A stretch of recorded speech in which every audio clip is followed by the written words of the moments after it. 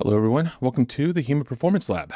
All right, my name is Tony, and I am going to be your host today, or whatever that means. All right, before I get into this, I'm going to adjust the charts a little bit here for those folks on TikTok, because what I'm going to do is do something a little bit different than what I usually do here. And that difference is going to come from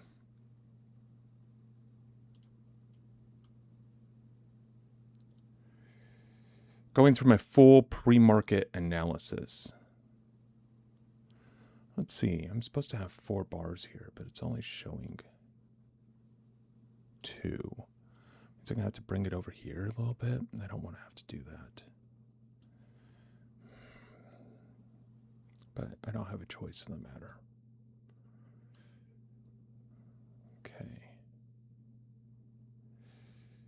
That's going to have to be close enough for TikTok. It's the only way I'm really going to be able to make this work. Okay.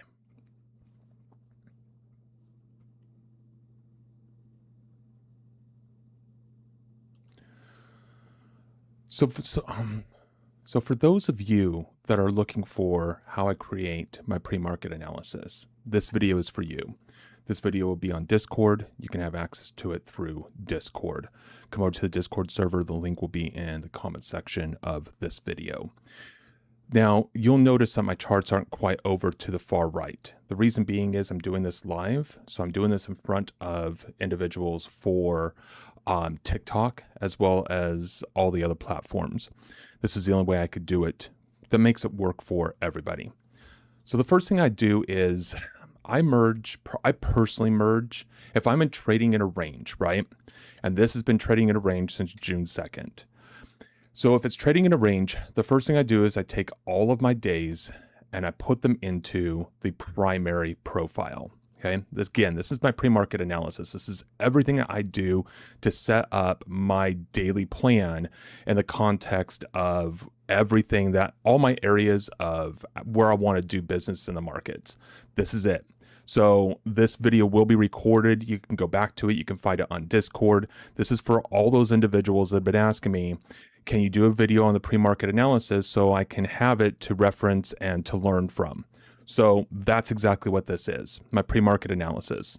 So what I'll do is I'll merge all of my profiles into the one that's trading in a range, right, and balance.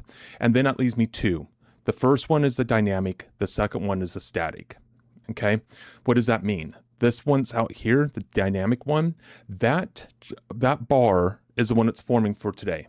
Okay, and then this bar here, this one is the one that was from yesterday. This one's not moving. Today is developing. Okay, so what I want to do is I just want to see where the market's trading, right? So yesterday we came up into VPOC. We broke the highs a little bit, and then we came back down. Well, we actually opened down here. We came up to VPOC and came off and just kind of traded in a range up here, collecting volume as we were going through the process. Before we came up, we spent time down here in this area. So we could have came up here, spent some time down in here, came back up in here, spent some time down in here, where the majority of the volume is trading at VPOC. Now, what does that mean? That means price action's trading most of its volume down here, pops up here, trades a lot of volume up here as well, and closes up in this area. So the next day, you should be expecting a possible continuation play to the upside. Why a continuation play to the upside? Because volume extended its range throughout the day and closed in that higher range. So what did we do over the Asian session and the London session? We came down into the unfair lows, testing into the high volume of that area, and popped back up. Okay. Then in the US session, we opened up in the US session and immediately traded down and tested the lower range all over again. All right. And then now we're back up into above this higher volume of this higher area of volume and trading back close to value area high. Now, why is this important? Elias, thank you so much for the follow. I appreciate you. I'm not trying to ignore anybody. I'm actually doing recording right now, my pre-market analysis. One, it's live, so you can all watch it, but then it'll be pre-recorded as well for all individuals that want to watch it later and be able to index it later. This is how I find all of my areas. This is how I find, I do everything around these areas that I'm going to be creating now. If you have any questions, please put them in. Let me answer them here. Let me help you understand exactly what it is that I'm doing so you can use this information for yourself. So let me get back into it. So price action comes up, expands above the range, and then comes back down, tests the lower range. Now I want you to notice something. When we come down and we test the lower range, where do we go to? The high volume of the previous main range the market's been in since June 2nd in value. Why is this important? Because price action, when it's in value, you should anticipate it to trade in value. Even if a short-term chart goes into a trend, you're still in balance in your longer-term perspective. Okay, so we traded in balance, right? You can see where the where volume distributed around today, and then you can see where it really distributed around the highs, where it spent most of the time in the overnights, expanding down into the US session, and now we're back up here testing the value area high. So what I want to index here is a couple of things. One, I want to index value area high and the lows of the previous day. And then the other thing that I want to index is value area high on the previous day. And I want to index, because I picked the wrong one, that's why. Makes sense. There we go. So I want to extend this. And then I'm going to also pick up value area high right here. Now, all of those things, or all those areas, are areas where I'm going to be interested in possibly doing business. Now, here's the thing with this unfair high up here, okay? We're in value around VPOC. We're probably going to end up deleting that. But for right now, we want to index it because we're just indexing our areas on the daily chart. We're going to go down to lower time frames and other chart time frames in order to determine what we want to do within those bars, or within those areas, excuse me. We're going to refine them. So the first thing we're going to do is we're going to start refining them in this time frame. And this is another daily perspective, but this is a daily perspective of the US session only, where the other chart was a daily perspective of all sessions. This is only the US. And we're going to come in and we're going to do the same thing. Now, if we look here, this is coming from the all sessions. Look what we have here. And we just refine it right here into this area. Just refine it. That's it. And then we want to do the same thing up here. Why am I not doing indexing anything in here? Because we're in value on both days. I want to stay away from value. I want to find the areas where we rejected and move back into value. Why? Rejection, well, in places where price action hasn't spent a lot of time in, i.e. low volume, right? Anticipate rejection in those areas. Where price action has spent a lot of volume, anticipate rotation in those areas, all right? And if you notice here, the rejection took place in the upper range of here, right? And the rotation happened in the middle range through here. And that's all we're doing. We're just looking for places of potential rejection and potential acceptance. So now we're going to go ahead and put this chart away.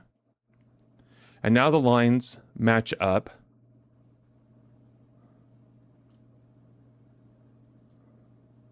with a 30-minute. Now our 30-minute has a lot more lines on it than the other charts do. Why?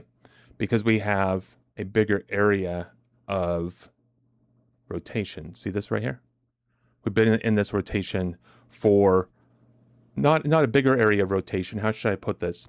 We have a better profile that's a custom profile to be able to identify other areas. Okay. And if you look, right, the low volume nodes in here, price action rejected, price action rejected, responded, price action came up. See how this area here is from a longer time frame, but it's within value. We can immediately delete that area and no longer use it because it's no longer in a context of unfair highs or lows where we'd be expecting rejection. It's an acceptance. We don't want to take potential day trades around areas of acceptance. Why trade the chop when you can determine the chop and the rotation before it even gets there, before price is even there? Because that's what happens when individuals say chop, tight consolidation. That's what they mean. Price action is just trading in a range imbalance. And if you can identify where those ranges take place on a higher time frame chart, you can stay out of them in a shorter time frame chart. So now we just index these same exact areas all through here, looking for our low volume areas. And now this becomes our areas of interest for anything that could possibly turn into a day trade. Any position we see in the short-term charts, we want to trade as scalps in value in the direction of overall, within the direction of overall expected direction. Now, what does that mean? Mouthful, right? Expected direction. If we're trading in unfair highs, expect price action to rotate back into unfair lows, below value area low. So unfair lows means any price that's below value area low.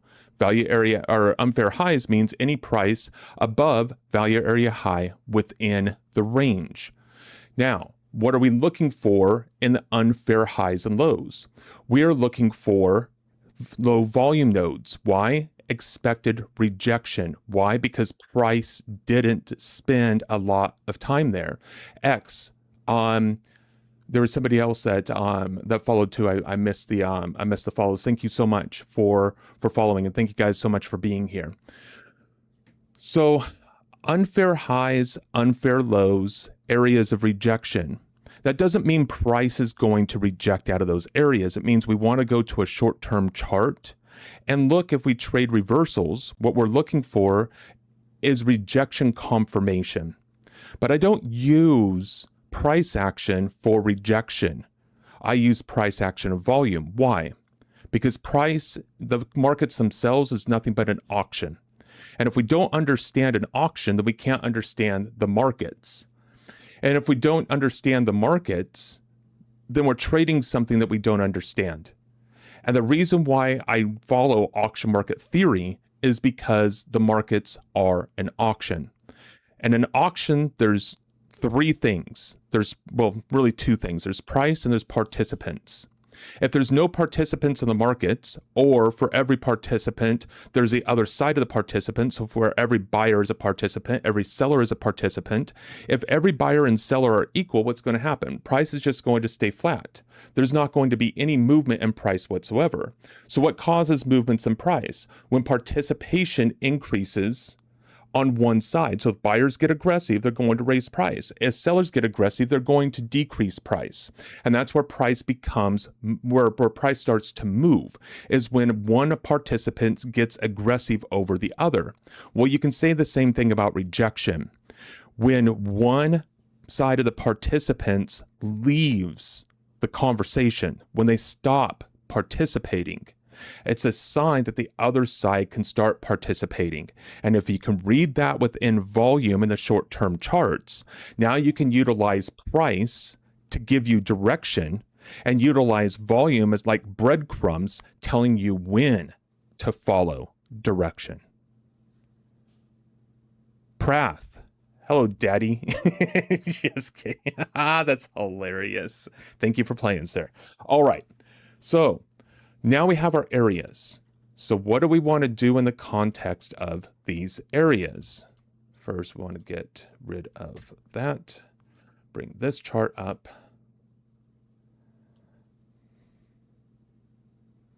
So currently, we have price action that's trading off of unfair lows, above value area low, anticipating price to continue to value area high.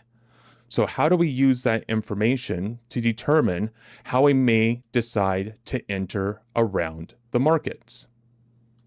And I'm going to go ahead and stop recording the video here because that ends the whole pre-market analysis, because now we're moving away from pre-market analysis and we're moving into how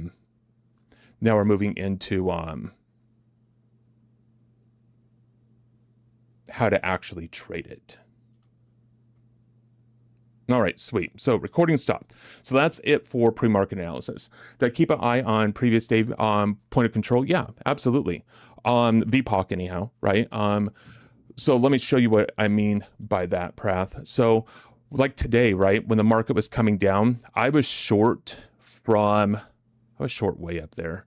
I was short from, see this right here? That was from my short position. I only had the one position today. This is Deep Charts, Wes. Yes, it is. How's it going? How you doing today? Thank you for the question. I appreciate it. So this revenue was caused from that short, and I was only in 6 micros, okay? So in the context of today's market at the open, before the open in the London session, I was short from back, let's see here. I took a stop out on a long from this area. And I got stopped out in here. And then I went in and I got short into here. And then I just continued to short along. And I was actually short right up here in this area, but then I added into positions down here. So I didn't get out with anything here. And then this is when I started adding into positions. I let this go against me at the around the open after the news, and then price action came down and I held it through here, and then I held it through VPOC of the previous day, which is around 607. I got out at around 615, and then I targeted value area low at around the 500s. So the way that I utilize prior day VPOC is I look at it as a target. I look at it as if we're trading above it, we can come back and test down to it. And if we come back down and test to it, right, what am I looking at in terms of where are we in value in the current day? So I utilize that information. I don't necessarily use it for an area to take entries off of, but I definitely use it to expect where price can go to, depending if we're trading above or we below it, and then also as targets if price action is starting to move back towards it. So that's why I use VPOC, right? Think of high volume nodes as magnets attracting price. And so of course I would use prior day VPOC in that context. I also use the overall range of the market as well. So in here, I will use this VPOC here as an example of that. That got moved around. I hate moving my charts around, but you have to for TikTok, for teaching. But I will use this VPOC as well, just like I'll use this value area high and this value area low. I'll use this value area low, value area high, and VPOC as well, depending on how price action is moving. And that's all for the prior day's range. Like I've been taking a lot of positions off of this VPOC or off of value area high here in shorts. Trading an overall value off of my longer time frame chart, like my 30-minute. It's been working extremely well. And the only way you can find that is by indexing it there. So now, how do you find entries around these areas? Well, price action is coming up into your unfair highs in your 30-minute chart, right? What does it do? It comes down, trades below them, and comes back to them. And when it comes back to them, check it out. You have higher volume here at the highs, right? Lower volume up here, down bar. Higher volume in the mid range, that's testing the higher volume here, rotating around it, right? Tries to come up, opens down here on this bar, tries to come up, tests the high volume up here, but it cannot make a higher high. If you have high volume at a higher high, what participant is stepping into the market? Is it buyers up there or is it sellers? If you think it's buyers, type 1. If you think it's sellers, type 2. If you think this high volume is coming in here, it's participants creating that high volume. But do you think it's buyers that are creating it or sellers? 1 is buyers, 2 is sellers. Wes says 2. Anybody else? 100%. Why? Because if it was buyers, we'd be making higher highs. If it was buyers, we'd be making higher highs. If it was buyers, we'd be making higher highs. We're not.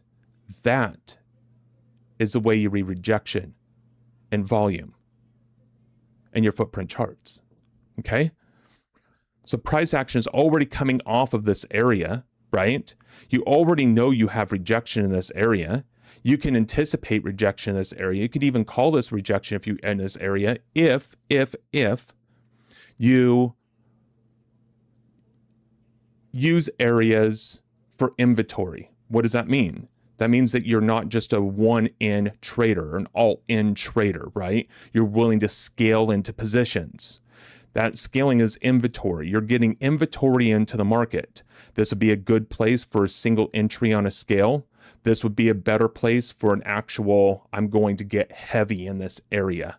You can get heavy on this bar in the rotation. You can get heavier on this bar in the rotation. And then you start taking profits as it comes down. Or you turn it, what could be in this terms, a scalp into a day trade, and you start looking for longer term targets. And that's exactly what I did today. All right. So then what happens? Price action comes back and tests that area again. High volume up here. Yeah, you closed at the high, but guess what? You can't even break these highs with this higher volume coming in. What should you anticipate? Rejection. What should you do if you got out of any contracts in here? Reload up here. Put your stop up here. It doesn't take a lot of micros. I did this today on 6 micros. 6. I wasn't in 10. I wasn't in 20. I was in 6. Because I turned a scalp into a day trade and held them for longer periods. I held them down to value area low here today. Not all of them, but my last contract was filled down here.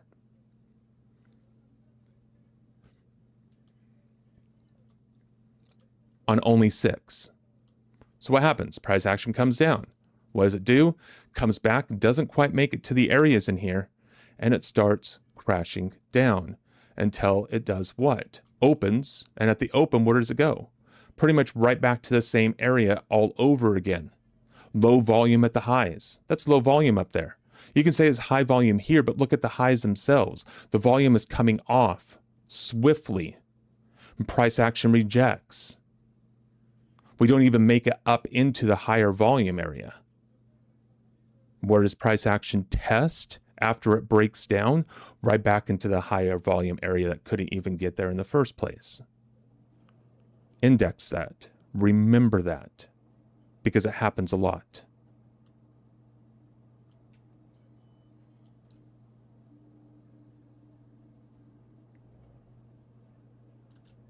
There, TikTok, that should be easier to see. This bar here off this high volume didn't even come back to the high volume. Didn't even get back there. All right. Came back up here, tested the high volume of this bar, couldn't even get into the high volume. Index this bar. Remember that. So you're expecting shorts from your level rejections? 100%. I was expecting short today all day long. I was never once looking for long positions in the morning. I did take a long position this morning, or later in this afternoon, 2 of them actually. I'll show you here in a second. So what does price action do? At 7, around 8 o'clock, it just keeps on going until news comes out at 8:30, right? Spikes up. What happens? We come out of the areas, we break out of these areas, We reject out of the highest area right up here. Right up here. We didn't break out of the range. We didn't do anything else. This is not signaling a long. This is signaling a potential short in the market. And what happens from this area? Price comes down. What do? Close below the areas, test back up again, high volume up here, testing the high volume here, can't even make higher highs, can't even get out of this area. If you're not already short, there you go. There's a pretty darn good signal to decide to go short from. What does price do? Comes down, market open, doesn't even quite make it up to the highs up here, comes back down, rejects again out of this area, coming back and testing the high volume of this whole range, and just immediately starts trading down. I got out of my first position this morning.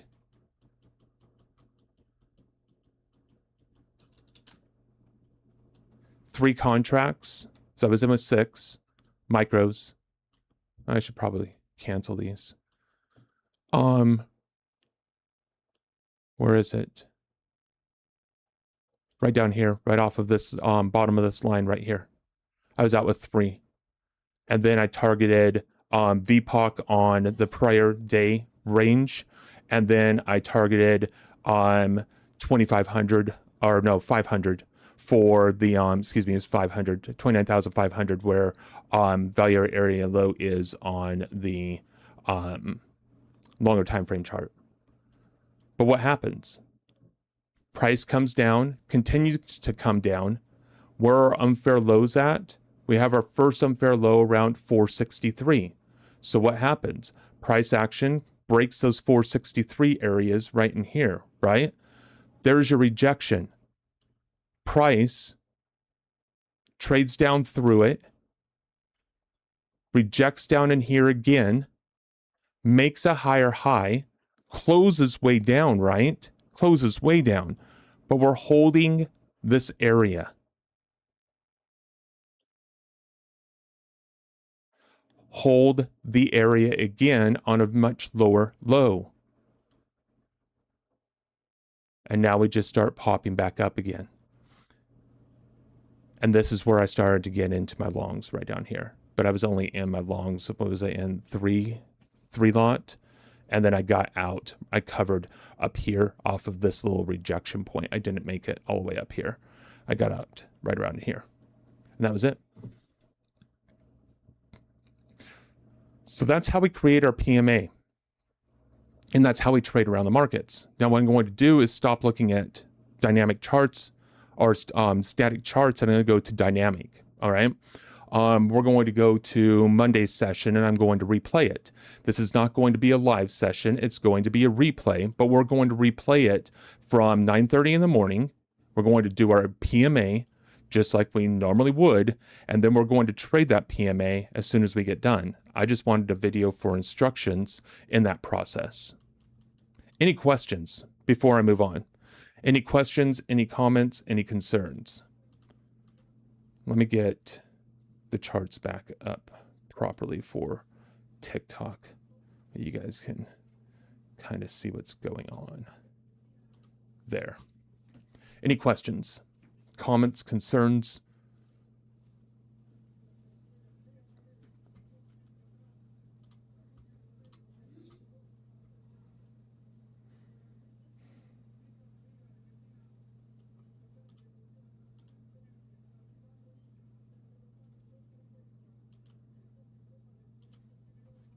All right, replay. We need the 13th.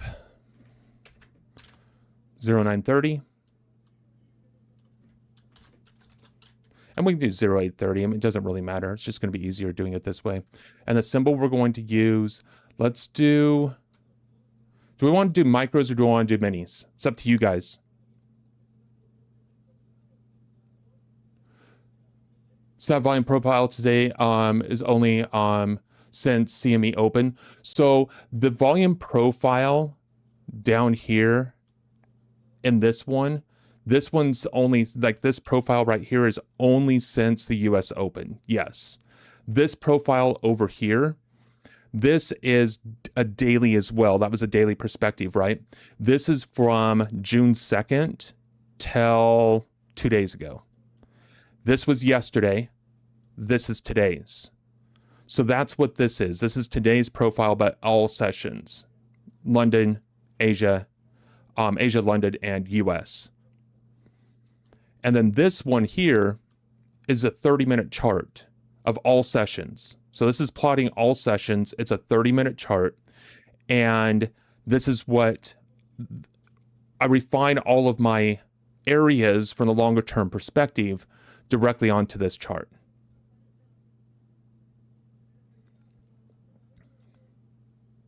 You would think, well, why wouldn't you just go ahead and just take these lines anyhow if that's what you're doing? Because sometimes there will be areas where the daily chart will have, let me see if I can get you a good example. Right here, this is a good example. What we have here is we have unfair highs and we have unfair lows. This is telling you short in this area. This is telling you long. Well, which one are you going to listen to? So in this area here, I could come in and say, okay, I don't really want to trade in this area. I'm going to wait until we get above this area to look for a long position. All right. So that's the reason why I still utilize all my time frames. And sometimes, I'll have an area and a time frame, but it's going to on a longer time frame, but it's going to show up in value in here. So I just want to get rid of it. But what happens if I have overlapping, or what happens if I have an area that's even up here, right?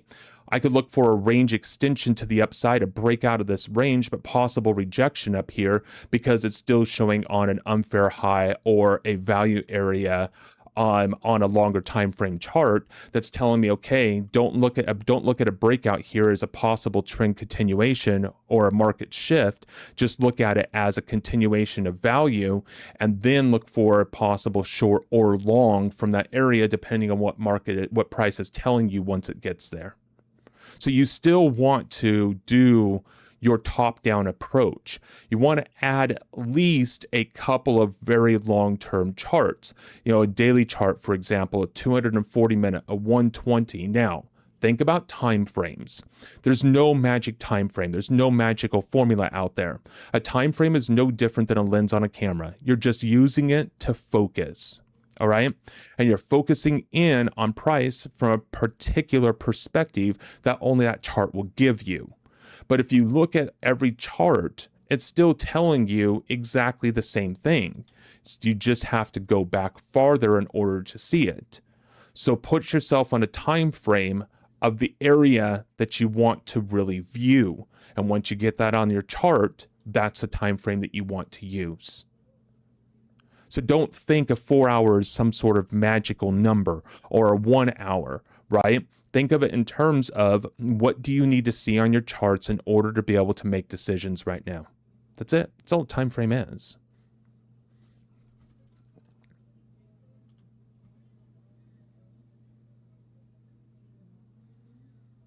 So you're expecting shorts from your levels, rejections after that? No, exactly. It went down, and I was expecting it to go to the other side of value, and that's exactly where it went. I will just go ahead and go into the NQ. We won't mess with the minis today. We'll just do the NQ on the replay. So we're going to go ahead and set this.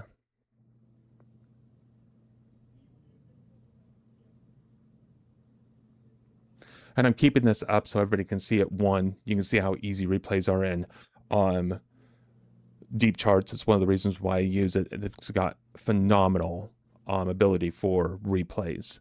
I don't have any affiliation with them or anything else along those lines. So if you get it, you get it. If you don't, you don't. I have no skin in the game when it comes to that stuff.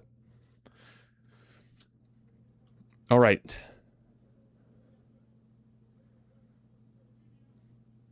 It doesn't look like it's set. So let's go ahead and reset this.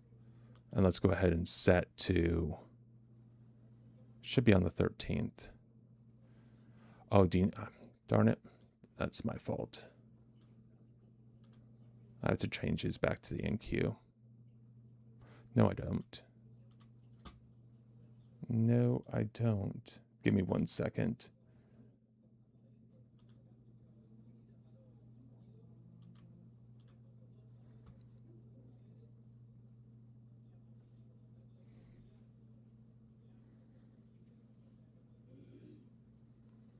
Yeah, I am going to have to because I saved it, but it's not the right.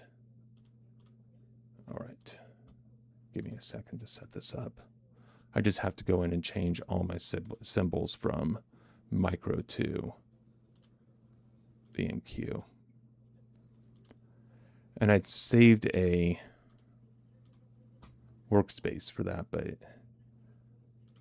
I don't know where it's at and I don't want to go find it. So we're just going to do that. Now we're going to open up the replay again.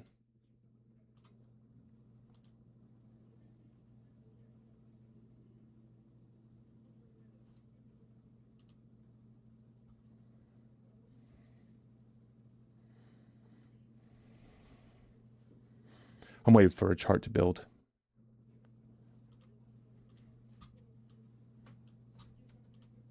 So we're going to go in here to Q. Wrong button. 13th, 9:30. And I'm just going to go ahead and delete this. There we go. And we're just going to set. Now we should be at 9:30.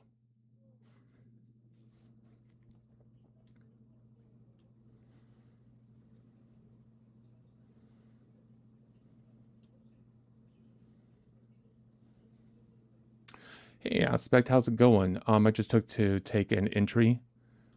I just looked to take an entry. Yeah. Oh, you just looked to take an entry right now?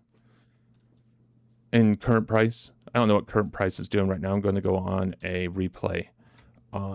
So I don't know what current price is doing at the moment. And this should have everything up now.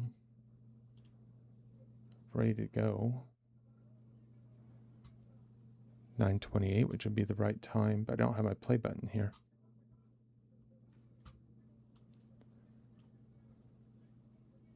Oh, you send text above?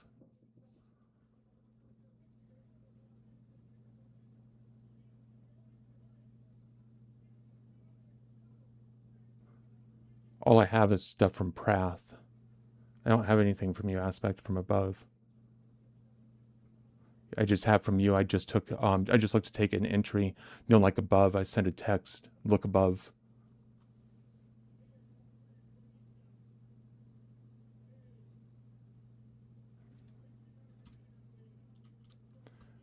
All right.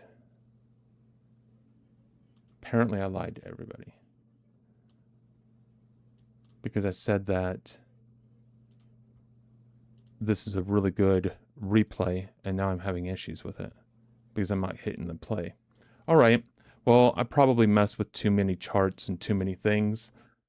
Let's go ahead and delete this. Let me close out of everything, which is really rude, and start this back over again. I didn't reset my charts before I came in here.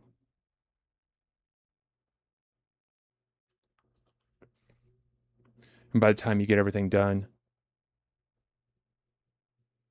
because NASDAQ just doesn't retest any area of low volume node, you sure about that? Are you sure it doesn't retest of low volume nodes? That's not my experience. I'm giving you that idea. Just runs up or down? Oh no. Well, I mean, depends on what you're constituting as a retest and in what time frame you're using. Why do you think I use a 2-minute chart? 2-minute charts give you the retests all the time. Let me get my charts back up for you, and I'll show you real quick. I mean, everybody's like, well, why are you on a 2-minute? Why are you on a 2-minute? Why aren't you on a 5-minute? Why aren't you on a 2-minute, 10-minute? Why are you on a 2-minute? Why am I on a 2-minute? So I can see the tests, because they happen all the time. depending on, you know, your definition of test. Your definition of test might be different than mine. I don't know. You just look for a breakout? Yeah, I mean, you can.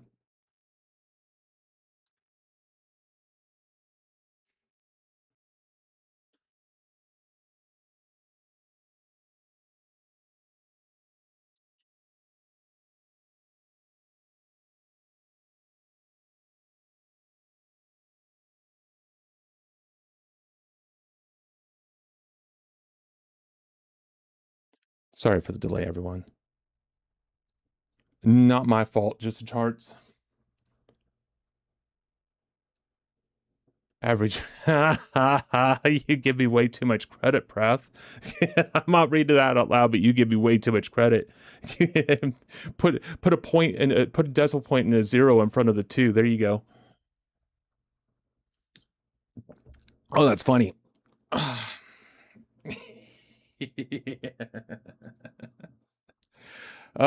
Anyways. All right. Let's see here. Let me see if my areas are still here. Yeah. So here's the areas, right? On a 2-minute. These ones up here.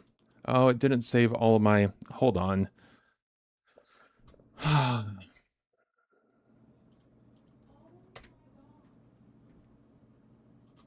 So let me delete that. Let me get this line in here. There we go. Now let me get that extended there. Look, that's one area of an LVN off of a 30-minute.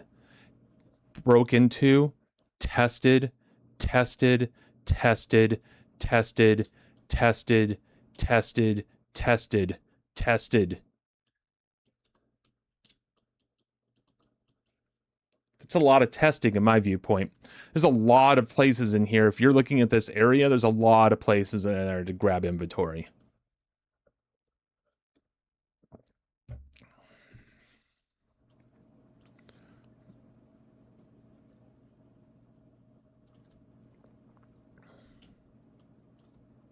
You know, and this is 902. And so we tested in here, right? Even after the market opened, we tested in here.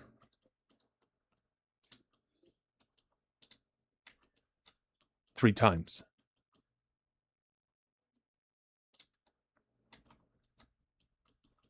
So 2, 4, 6, 8-minute bars, right? 8 minutes worth of bars tested 3 times into this LVN right after the market, right around the market open.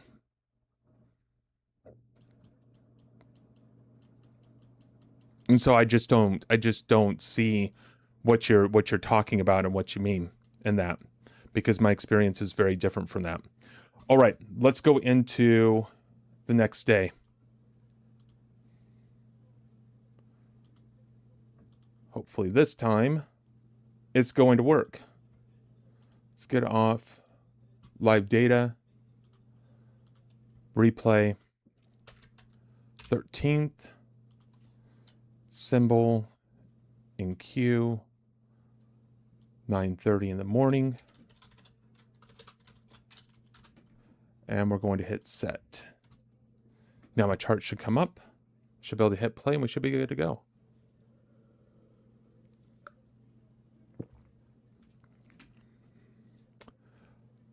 Well, aspect, if I'm using 2 minutes and you're using 1 minute and I'm seeing the pullbacks into those areas, I don't know, because you would just have more pullbacks than me. That 8 minutes I just saw was over 4 bars for me. That would be 8 bars for you. So you would just have more bars that would go into the same exact area. Maybe you're just picking up different LVNs than me.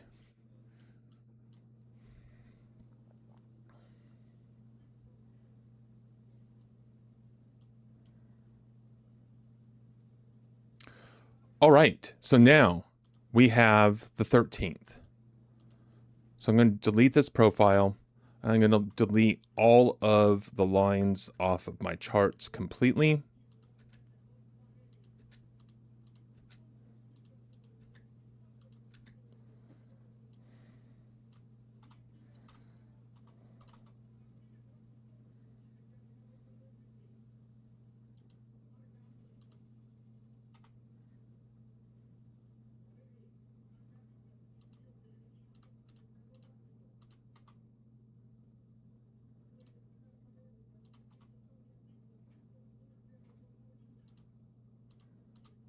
There we go.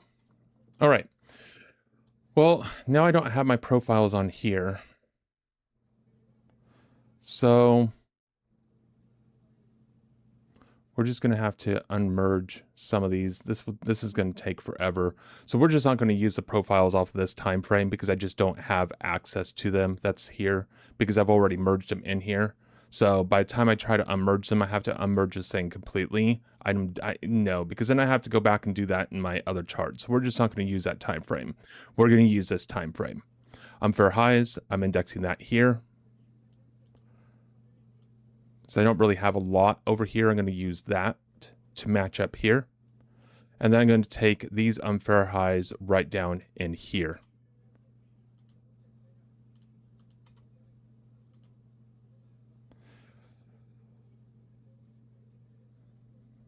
I'm going to index this because I just want to see what it looks like on the longer time frame. You sent it in Discord, perfect. You feel like it's too much noise in the 1 minute? It probably is.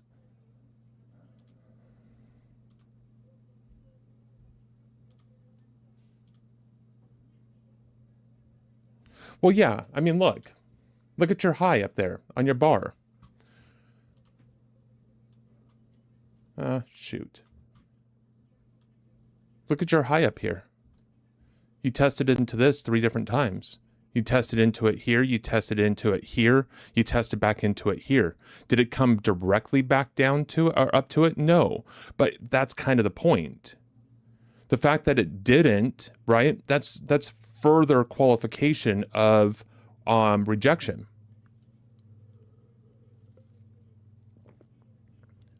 And this is your value area high. This is the area that you want to gain inventory in anyhow. So you have 1, 2, 3 bars to enter on before you even break out of this area. This is a 5 minute. Okay, so that's still 15 minutes.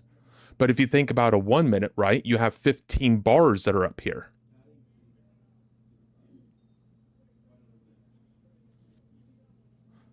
So either way you look at it, you still had tests within this low volume area right here. You don't need to just index your lowest volume. You can index in here. You can even index in here, right? You're still above your value area highs. So what are you looking for? I wish I could draw on here. Possible rejection down here, right? To come down through this area, look for a possible retrace up to here, and then a movement down. Well, what happened? You had your breakout that trade through it, right? You missed entry and bad execution. Okay, aspect, perfect, right? So what you see then is that you need to work on execution. Perfect. That's it. It's all good, right? But it doesn't mean that it doesn't retest. Just means that you don't have the skills yet to see the retest. Now you know what to practice. That's why I'm here, practicing, right? Well, I'm going to work aspect. That's what we're here for. That's what we're here for, right? To learn together in community. After I get my plan built here, right, and my areas for this replay, let's replay it. Let's play it back. Ask me questions. Let's take a look at how the bars are forming, right? Let's figure it out. That's what this is all about. All right, let me get my lines extended here so it shows up on my 30-minute well. These were already extended. Okay, good. So now I need to come in here on my higher time frame chart, and I need to build my areas. So the first thing I need to do is come over here, find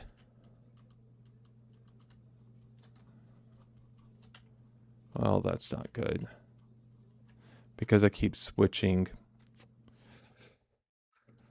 Oh, I really don't like moving charts around because it ends up messing everything up.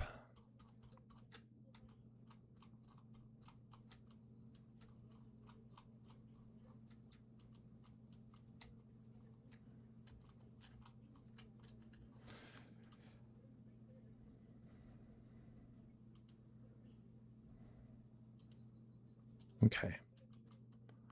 There. So we're going to go back to as much data as I possibly have in here. We're going to scrunch this up. And now what I want to do is look for my breakout of my prior range.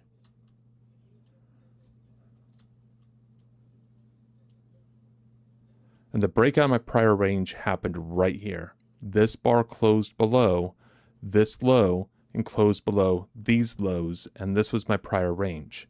So now I want to index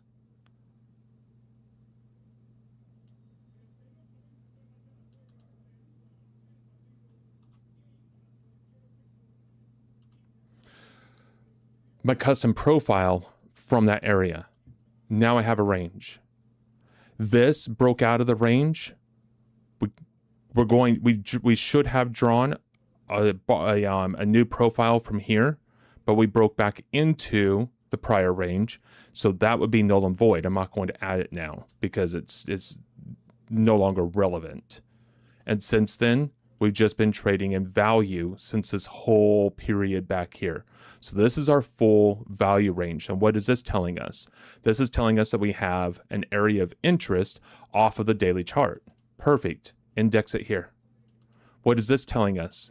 That we have areas of interest off of our daily chart. What's the problem with these two areas? They are actually down here in value. We don't want to trade those areas in value. So now we can turn around and say, okay, if we don't want those areas of value, is there an area of interest below us that does make sense in terms of the daily chart? That's still in value. So we don't want that. So what about down here? There we go. That right there. And we can extend that up to include this area up here. Now, if we extend this back, means we can index this whole area right here.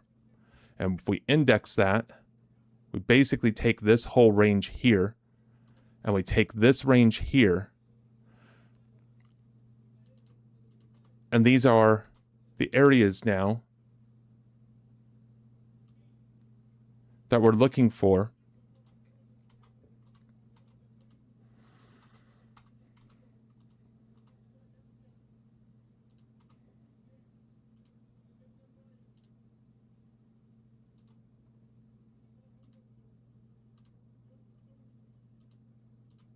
for potential long positions. So what does this look like today? Price action comes up here. We can absolutely move forward and break out of that area. If price action comes down through here, or comes down, pulls back and comes down, we can look for shorts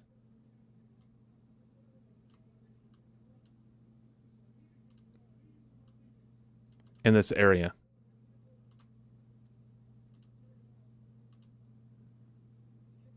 If price action breaks out above this range up here,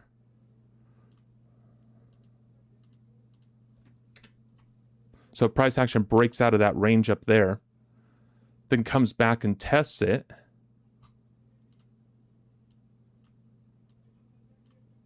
we can look for longs in the pullback, anticipating a continuation play to the upside.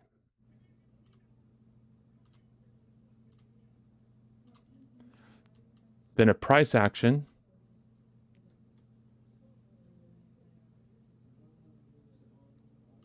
trades down through here, we can look for potential shorts on a breakout.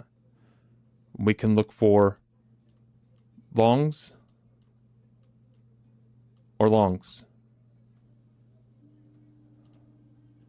So in here, we're looking for long positions through these scenarios. We're looking for a potential long position down here through this scenario.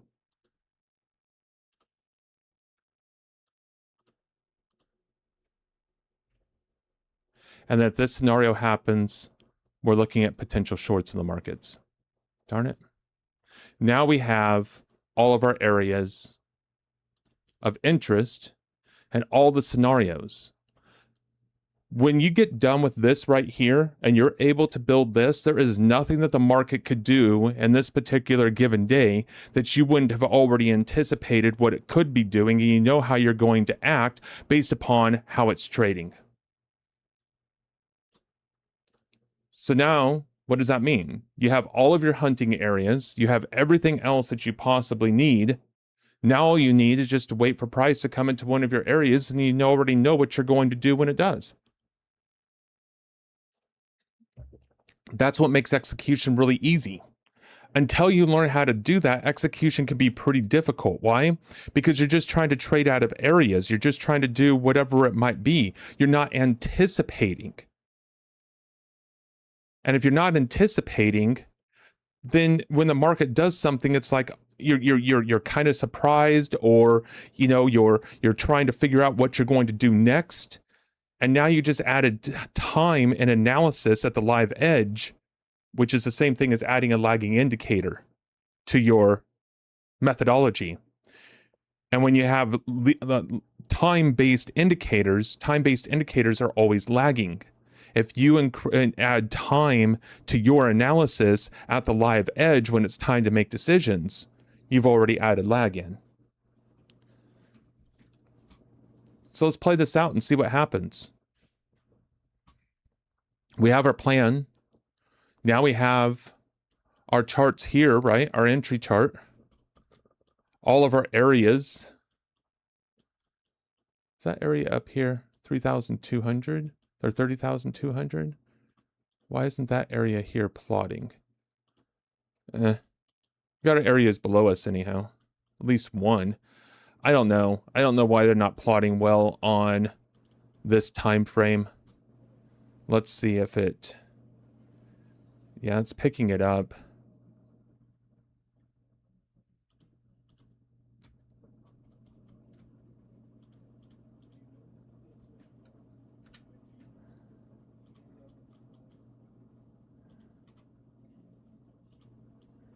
Yeah, I don't know. We'll just have to kind of keep an eye on the other chart and see.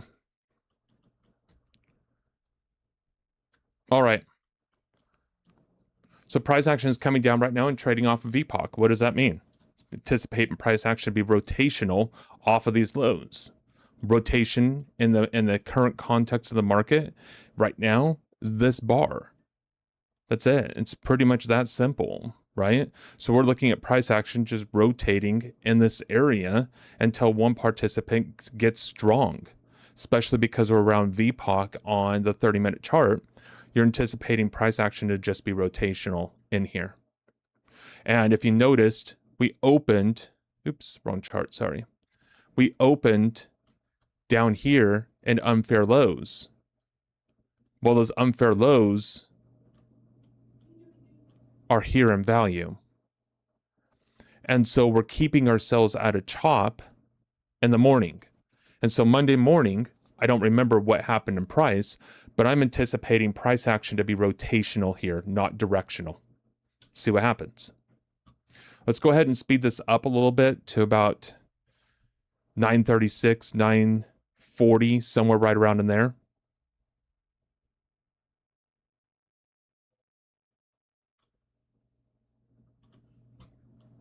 So what's happening?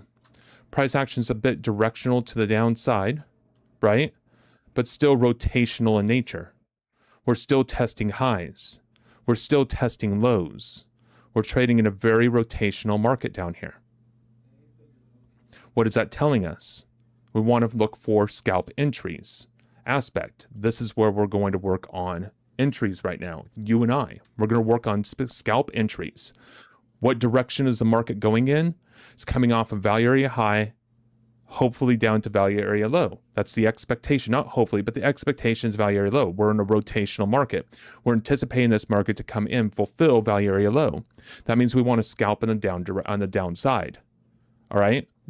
So what we want to do now is wait for price action to come in and test a high. We don't want to enter at the lows. We want to come in and test the highs. Don't miss the match. Yeah, already missing it. That's fine. I'm going to be done here probably in time to be able to see the second half, and that's really the only half that matters anyhow. I just want the best team to win today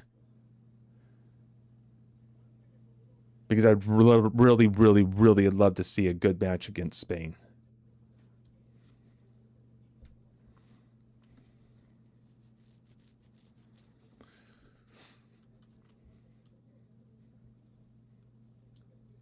And because we're anticipating rotation, right, I'm not expecting price action to just shoot down here into value area low. It might, and if it does, it's going to move without us. I'm not anticipating that because we are in rotation. So I'm looking for price action to come back and at least test into some of these higher volume nodes into a high. I'm expecting price to come back up here to come into here. Why? Testing the high volume of those areas. Remember, high volume is a magnet.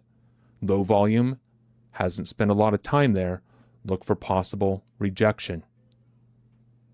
See how much time price spent rotating around this area, around this area, around this area. It didn't spend a lot of time through here.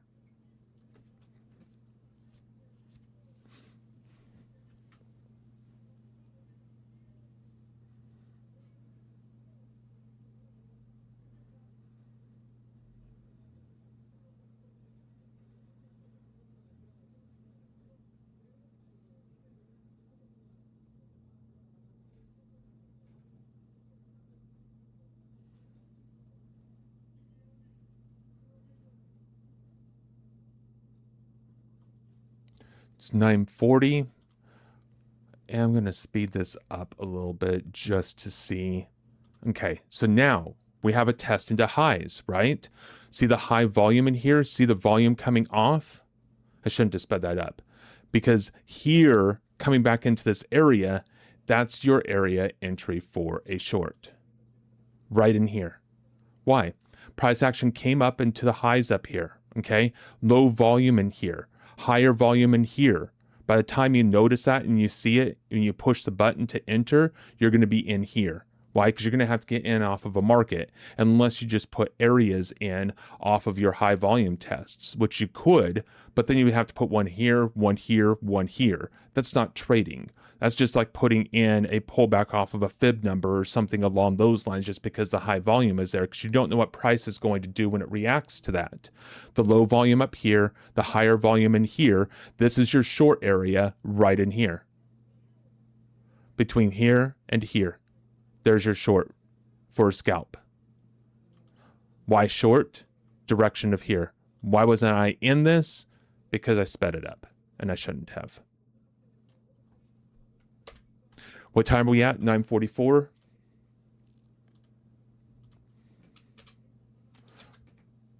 Let's go back to 9:42.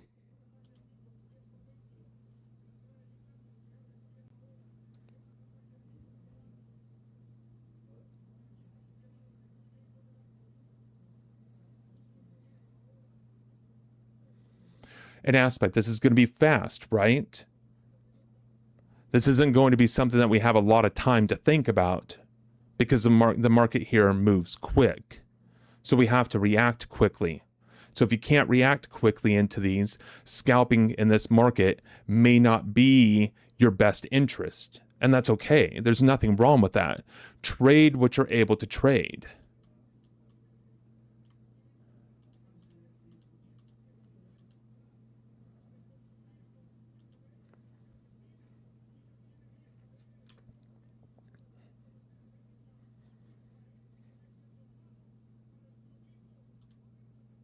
I have to set it again because I tried to hit play before all my charts were done. I broke it.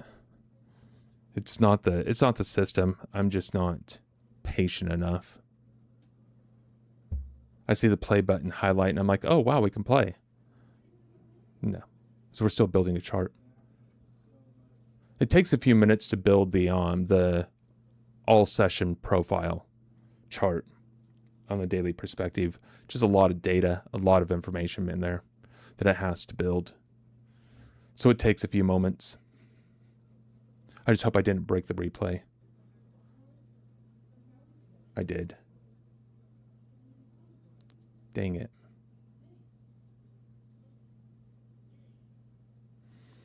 Nope, I think we're good. All right, so hit play. Here we go. All right, so price action, right? We're anticipating price to come up into higher volume areas. Where are our higher volume areas? Here and here. Okay, those are possibilities. All right, I really want to see what happens if price comes up here. Why?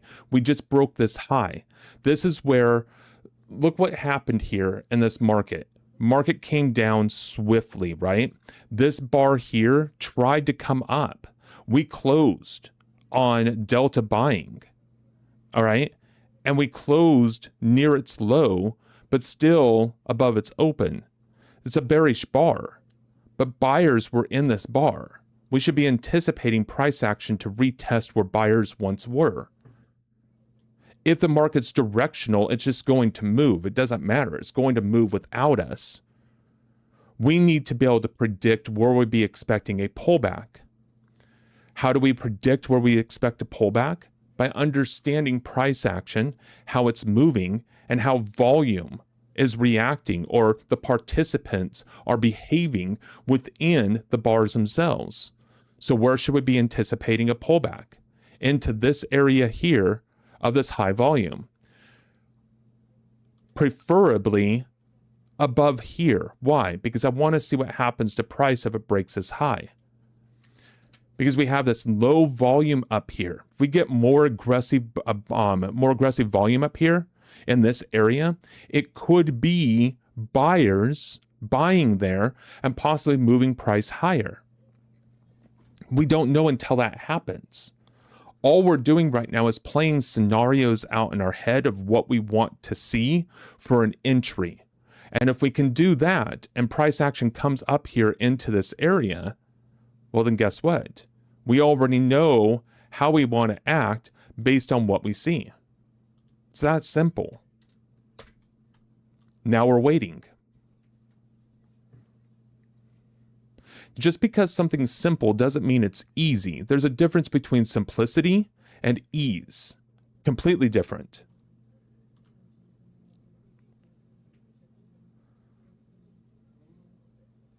Now this bar closed. So now where is our high? Our high is here. It's shifted. So where's our high volume? In here. We would really like to see a test up here into this area. What just happened? Price action came up, tested the high, right? Higher volume in here, testing that again. I'm going to go ahead and short one. Price action is continuing to go. Beautiful. We're testing the higher volume in here. All right. Price actions coming up. See the low volume in there? Gets back down below here in the high volume again. I'm shorting another one. Now I'm in 2. Come back again. Couldn't even break a high up there. Beautiful. I'm in 3. And I'm getting a little bit of a better price each time I'm entering in the market. Where's my stop? Right up here. I'm risking $2,805 in the position now.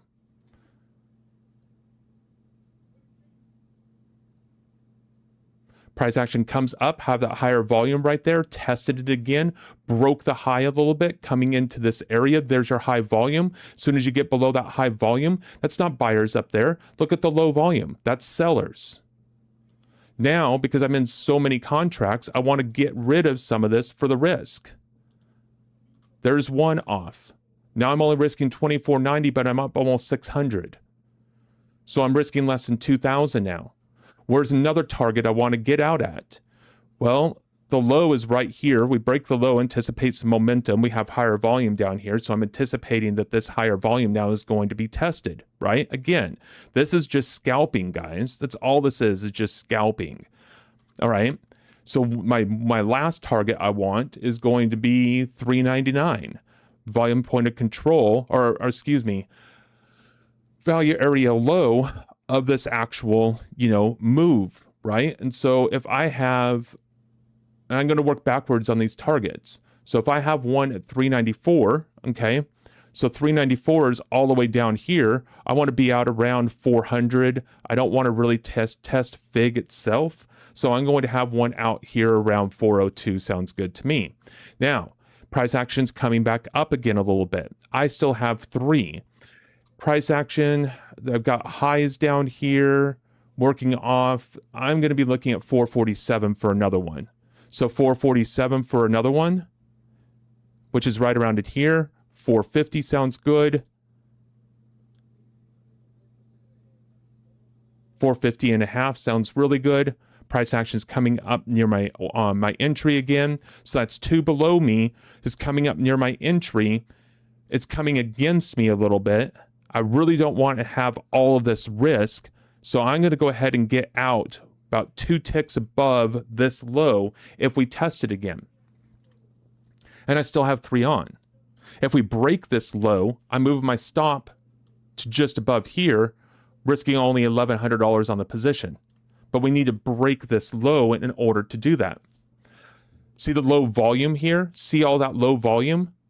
Look at that. There's no volume there. If we get back down below to this volume and here, this higher volume, I'm already out with 1. I was in 4 before. I'm up $600 right now. Guess what I'm going to do? Add another one. Now I'm in 4 again. Where do I get rid of this one at? Right above initial balance line, in case we test initial balance and break and move back above it again. Aspect, you see how I'm entering here?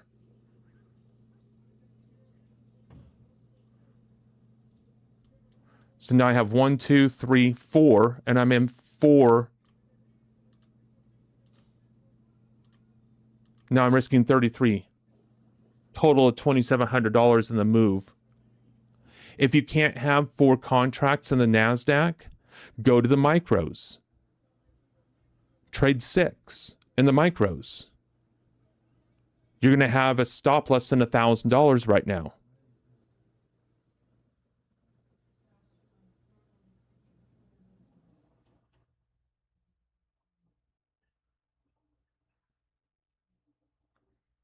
And all we're doing is finding an area in value that we're willing to scalp around and look for a move back into value area low.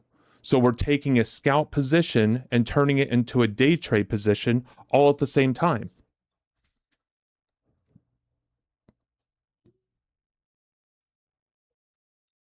Scalping, day trade. Risking 3,300. We've already locked in 600, 1,200, 3,100, 5,700, $9,700 if it breaks. It's over a 3-to-1 risk reward ratio. Over a 3-to-1 risk reward ratio. If all the targets get hit. And what's going to happen if the market comes down here, starts to break down? I'm going to start moving my stop to remove risk from the position. So now we're not risking anything anymore.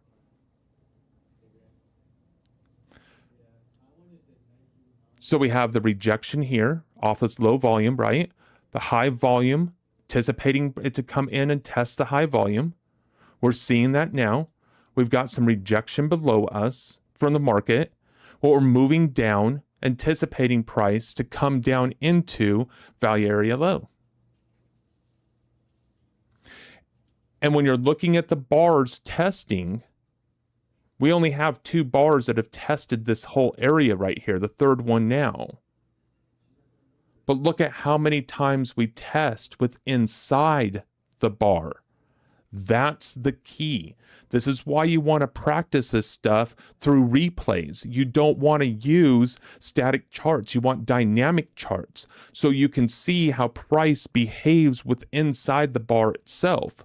Because no matter what time frame you're trading, it doesn't just come up here and then just go. It comes up here and it tests around the area a few times. That's where you get your entry points. But you have to be quick. You have to practice this. You have to anticipate it before it even happens. You have to adjust your anticipation based upon where your highs are. Our high was originally up here. Then it was this high. Then it was a break of this high. And then it's the short. And then it's a continuation of the short. Then it's a continuation of the short. And now price action's having a very difficult time making higher highs. You can do one of two things here. Reduce your risk completely, or hold on, anticipating price action to move in direction of your overall time frame. You're in value. You're anticipating the market to come down. And there's no right or wrong answer. It depends on you as a trader. If this is a scalp, move your stop. If this is a scalp and that's all you're doing is scalping, move your stop now into profit. Don't let this turn into a negative position. But if you're day trading and you want to see this as a day trade type trade, this is how you trade it. And you have to wait. And you have to be consistent. And you can't get shaken out of these positions. And if you are getting shaken out of them, well, then you don't want to scalp, or you don't want to day trade in this area. You want to scalp. How do you scalp? Start moving your stop. Don't take the full risk. There's two. If you had your stop up here, where is it at now? 1750. At least drop it in here.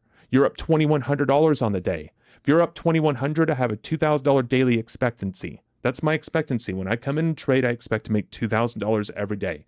So I'm not going to turn around and let this become a negative trade now, because I'm already up my 2K. If you're scalping, scalp with this. Move your stop just above the open of this bar. If it continues coming down, move your stop right here. There's nothing wrong with that. You're already locking in an additional 1,900. Well, I guess it's only two contracts, isn't it? 1,800. Here, you're locking in 230.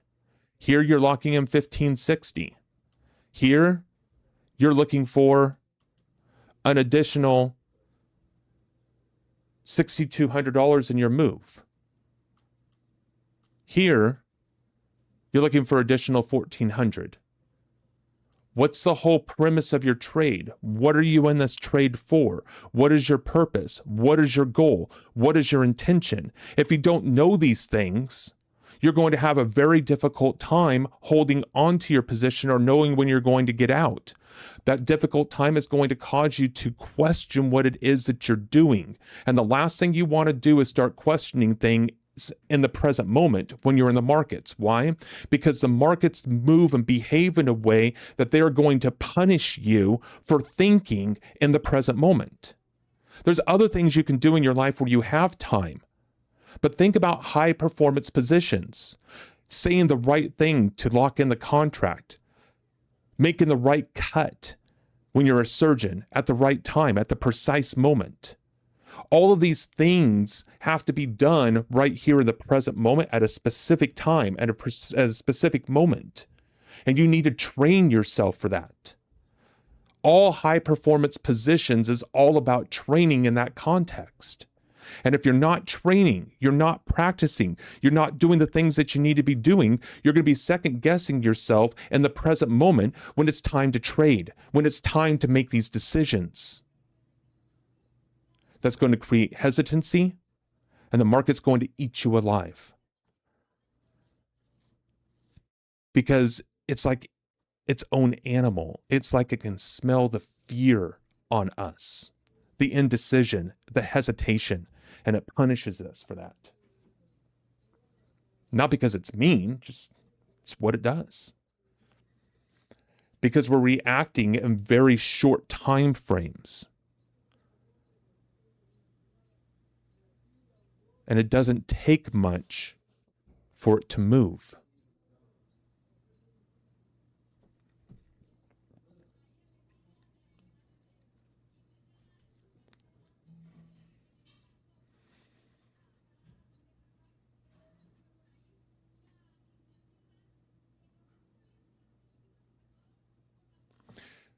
Here's another place for another entry. Low volume. You're coming in here and you're testing this low volume area over here, this edge of high volume, right? There's not a lot of volume in here. Price action comes back down into this area. This was not buyers stepping into the market at this high. They're just not there. There's your short opportunity. Here's your scalp. If you're scalping this out, and that's what you're doing, scalp with it. Move your target with this bar. Let yourself lock in profits, but give yourself enough room where it's not stopping you out constantly. Trail it. Practice the trailing so you know how far to leave it in this particular market. Where would I be leaving my trail if I was setting up a trail right now? I'd be leaving my trail right above this high volume mark right here, waiting for the low to break. If the low breaks of this bar, beautiful. Now I'm moving it here. If this breaks here, I'm moving it down here. I already know, indexed off of volume, where I want to move my stops depending on what's going on. Still yet, would it be stopped out? Locking in at least $200 right now, a free trade. I didn't enter up here. This is just an example, because I'm already in my entry. Would still be in this. Price hasn't broke. What is it doing? It's rotating around the high volume area. Trying to test the open, can't get through the open. There's support down there. Now I'd be stopped out, but it'd still be stopped out in a $200 position. I just got out of one. That's so rude. That's not what I wanted to do. Oh well. This is what happens when you try to use this stuff as examples. Well, that sucks. All right. Well, I only have my one target. Since it's a scalp, I'll take this one off and put that one on. And I will lock in $200 on this particular position.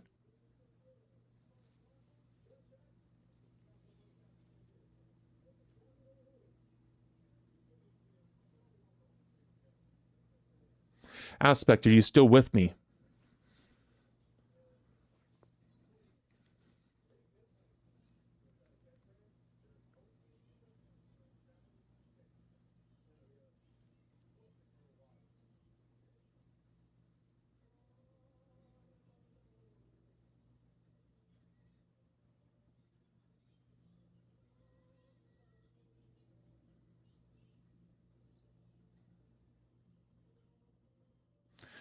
Price action's holding.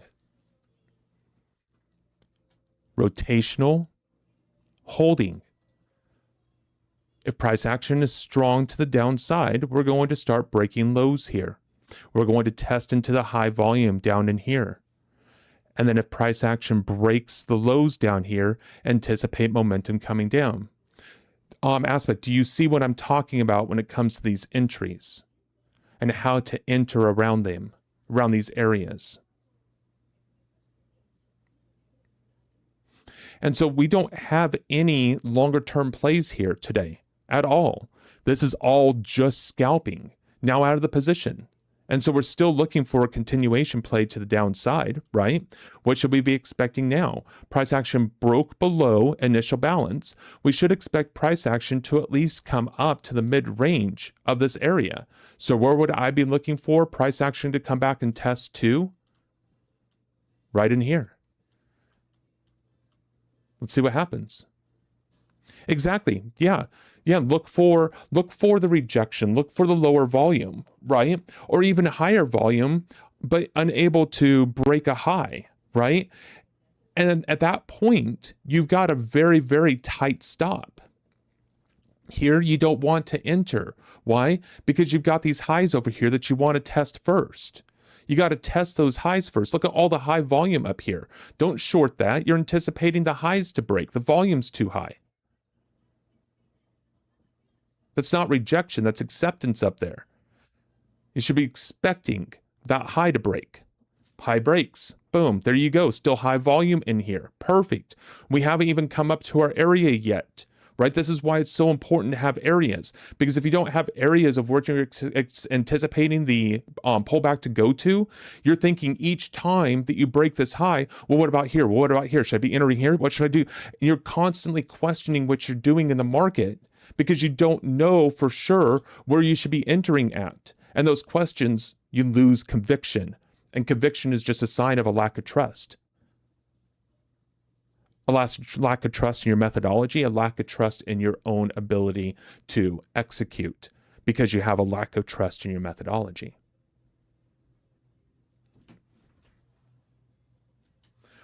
Most individuals that have execution problems because they don't trust their methodology.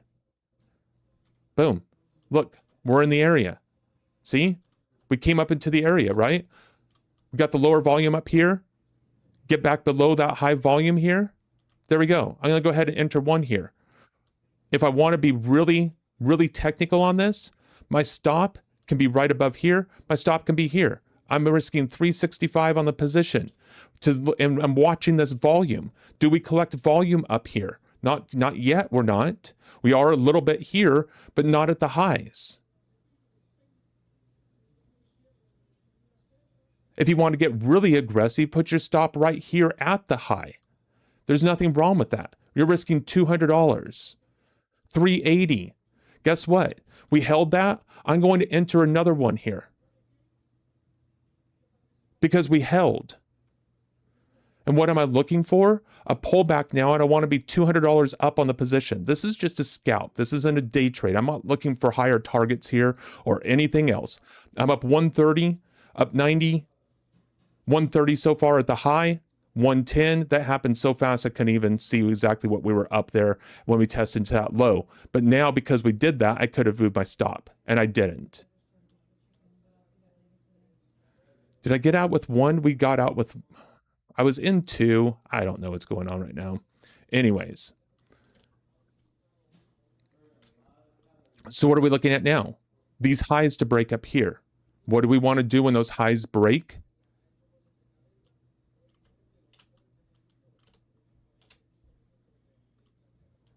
We want to watch the volume.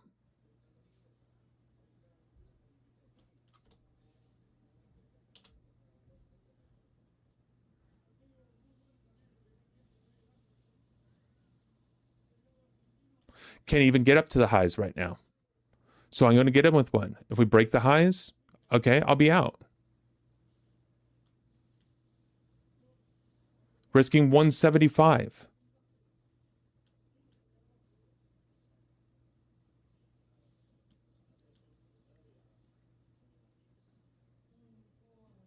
It breaks again, right? Targeting the high volume areas up these highs. Exactly. Absolutely. And each one right now is stopping me out, right? So I'm getting stopped out at the moment. I don't even remember what I was up. Do you guys remember what I was up on this to begin with? I was up over 2,000. I know that. And now I'm down to 1,800, right? But watch, I'm just going to keep on doing it because there's a point to all of this. That's where I should have added one, was on that test, and I didn't. I should be in two right now. We're going to go ahead and do it, just get myself a little bit worse price, right? We're up 300. I need 400. There's 400. My stop now, break even. Move my stop to a break even at the moment. Was up $500, move it to a break even. Up 450.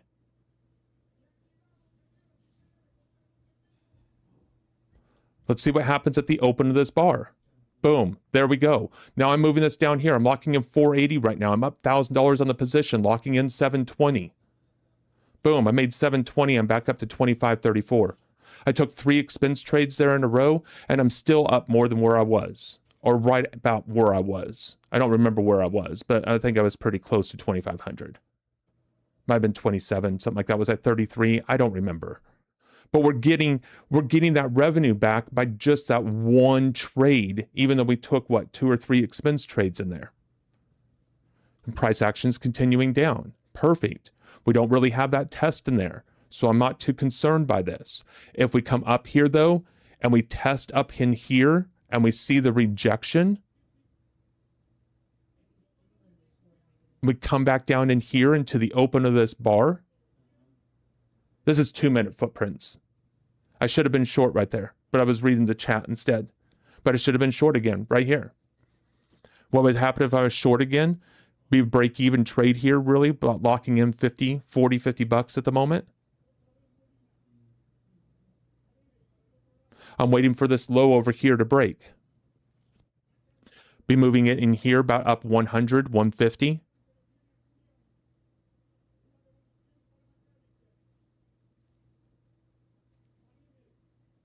It's a 2-minute.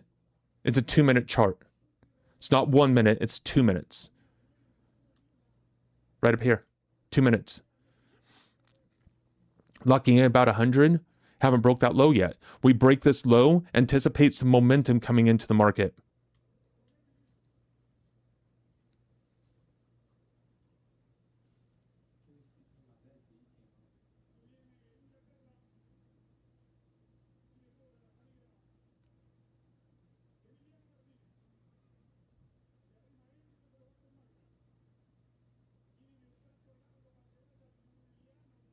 Stopped out with about 2,700. Be about $200 in revenue there.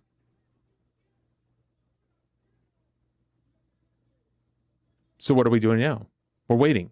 We're waiting for what?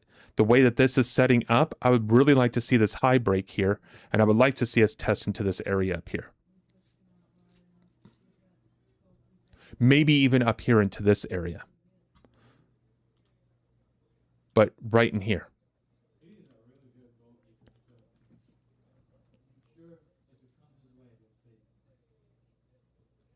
Tested into this high volume. We haven't made a higher high. Price action's immediately coming down.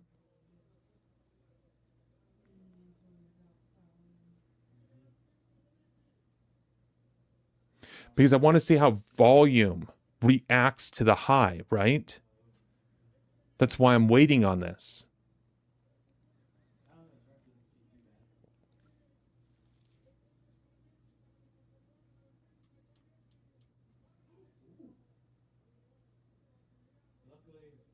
Breaks the low on low volume. You have the high volume, it can't even get back above the high volume. What should you anticipate the price to do? Come down and break the lows. If we get below this high volume shelf here and break this low, anticipate momentum in the market. Why? Because this here is sellers in this market. We break that low, anticipate price action to continue lower. We could have stops in here. We could have all sorts of stuff causing that high volume, right? And while longs in here and stops will be right in here. You break that, guess what's going to happen? You're going to see a push, a price happening succinctly. Pop, pop, pop. High volume down here. Beautiful. Please. Retrace. Give me a chance to get in. See what happened when we broke that low? Pop, pop, pop. A little bit of momentum. A little bit of continuation and follow through.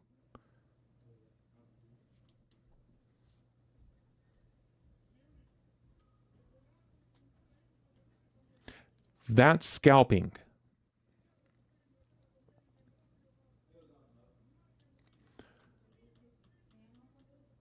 Much easier to find your entry in here, at least for me.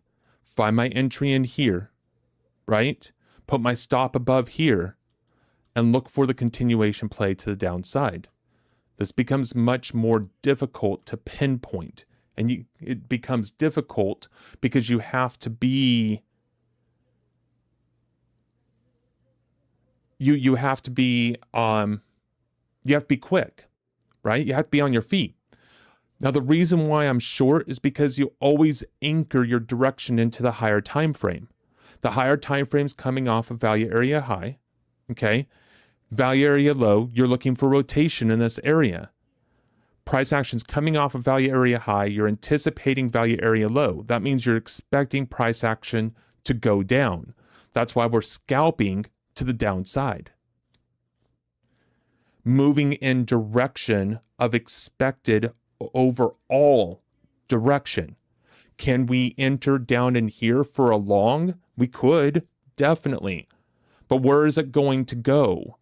How much room is it going to run? Are we going to break a higher high? If you're entering short in this area, you should be anticipating lower lows to be made. Do we make some higher highs here? Sure. Did we come back into the mid-range like I was anticipating? 100%. Yes, because that's where the pullback would go to. If we were moving from value area low to value area high, I wouldn't be expecting price to go into the mid-range. I'd be expecting it to come up here. Now we're in rotational market. This is not rotational on the 2-minute chart. Looking short in here is directional, because rotation is not between IB and mid-range, it's between IB and IB. That's a full rotation. The fact that we rejected in here is because we're rotational on the long term, not rotational in the short term. Stream next will be this morning or tomorrow morning at 9:40 to 10:40, and then again at 3 p.m. tomorrow. I'm doing 3 p.m. because I have to have time to work out, and the only time I can really find time to work out is between 2 and 3. So I have to wait to stream at 3 o'clock.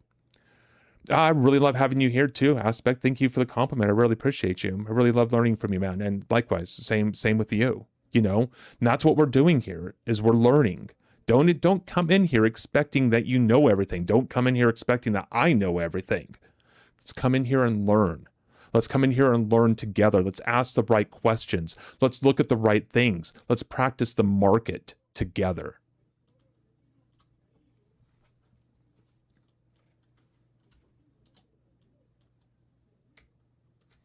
Another little scalp here. Why is my stop so high? Give my spell space to scale in here. I got higher volume up here. Don't want to short this up here now. I want to wait, because I'm anticipating price action to test in here and possibly break this high.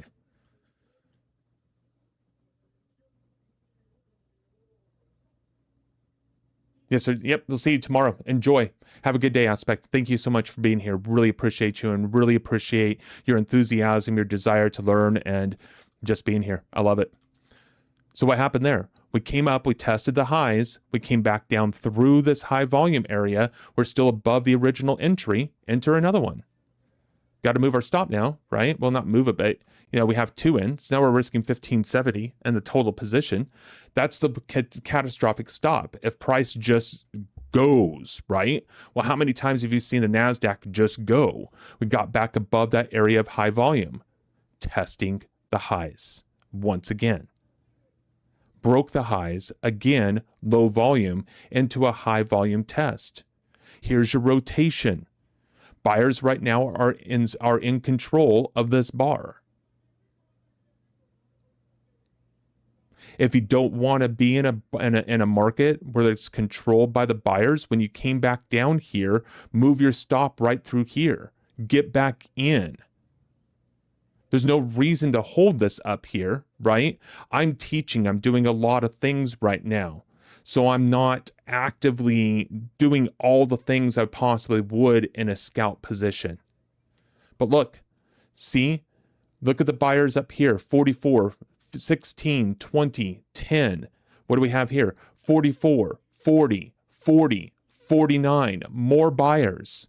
And we can't even make a higher high over here. We just did.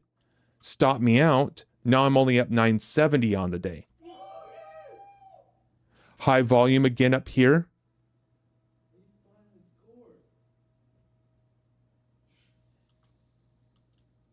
Another reason for a potential short. But we could be testing up here. So if you're going to get short here, be careful, because you're going to have your stop all the way up here.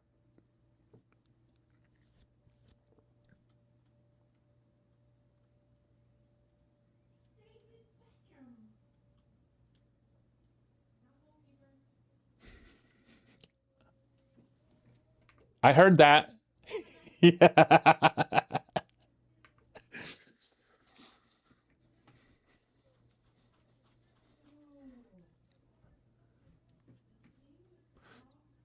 So now we're coming into the mid-range, right? Low volume again. Coming into the mid-range into that high volume.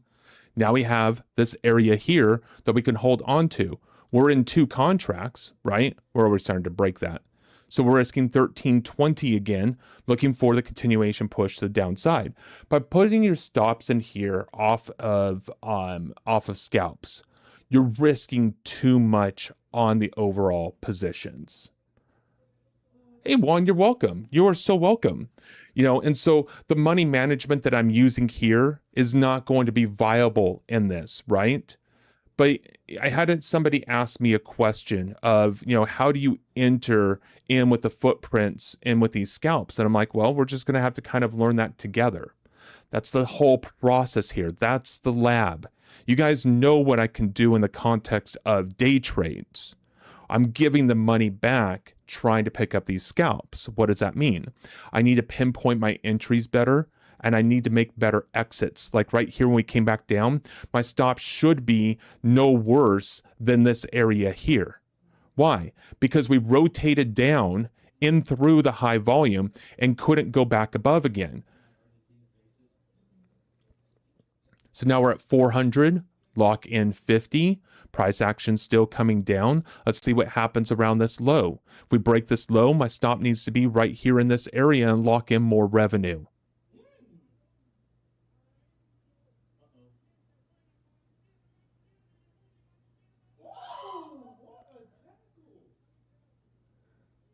My family's in there listening to or watching the World Cup. On the other side of my door, I've got a that's a screen, but over here is a door. So there's everybody over there. Okay. Out of that position. Now, what are we looking for? This ledge here, right? This down bar. I'm out of this market. Let me get back into it. Put my stop back up here again. I'm already in a worse trade, right? This is what happens when you try to revenge trade these positions. You try to get back into the market. You're at a worse price than you were before. Now you're risking an additional $4.55, but you are only up $50 in your original position. What would you expect price to do with it coming in here, making higher lows, to come back up here and make a higher high? And so then you make another mistake like I just made, right? You cancel your stop because you want to give it more room. So now you expand your risk. And so I'm doing all the wrong things right now to make scalping work. This is a terrible example, but it's a good example of starting to pinpoint areas and reasons for entries. Why is this important? Because what we can do is we can take this information and we can apply it to the next practice and continue to apply it in the next practice until what? We start pinpointing our entries. We start pinpointing our exits, and we start trading our scalps as well as we can trade our day trades.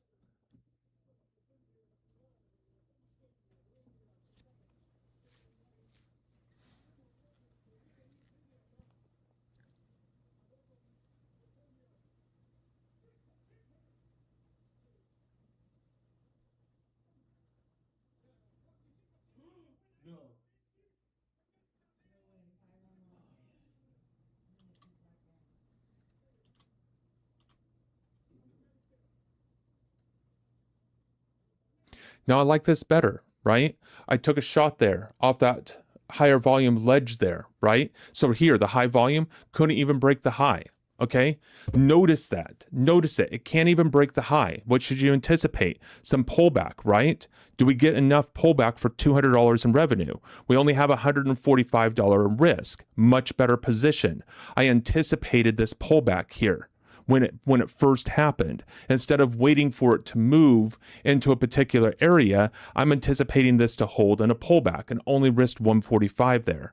Much, much better position to get into a scalp. Same thing here. Now the question is, does it go far enough to go $200 in direction? If it doesn't, then we need to have a tighter risk parameter for our entries. But in the NASDAQ, I'm not even sure I can get much tighter than where I'm at right now, just because of the movement of the market. There's 200, move it back into a break even.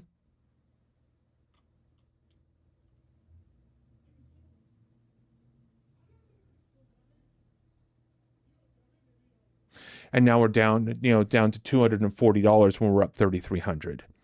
If you're in a high watermark account and you do that you're already going to be, depending on what your risk tolerance is for the next day, you're already going to be in a hurt locker, because that 3,300 puts you into revenue and then you gave it all back. But that $3,300 though increased your risk, your low risk level, by 3,300. So if you were able to risk, let's say 48,000 on a $50,000 account, you're at $51,000 in the account now. And so if you were up 3,000 and you're just lost $3,000, you're now net negative in the account. You just failed your evaluation. This is why scalping can be very difficult, especially in this market with how quick this thing is. You have to be very, very tight on your entries, because it's going to matter where you exit on these positions.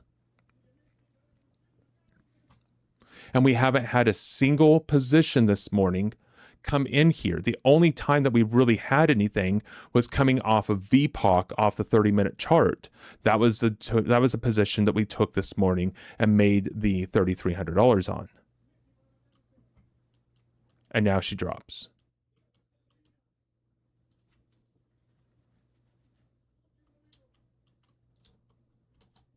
And did not come into value area low yet. And so this is a difference between trying to find entries on a short-term chart comparatively to finding entries around longer-term perspective. I'm just looking for another continuation down into below IB here. Trying to connect another possible scalp here. And now I'm just going to trail this, trying to lock in profits as it's going up over 1,000. Going to lock in 760, up 1,200. Going to lock in 900. And there we go. Back up to 1,100 on the scalp. But if you notice, we don't have anything here telling us that we're in an area that we want to be doing business. So we're just trading off of a 2-minute chart right now.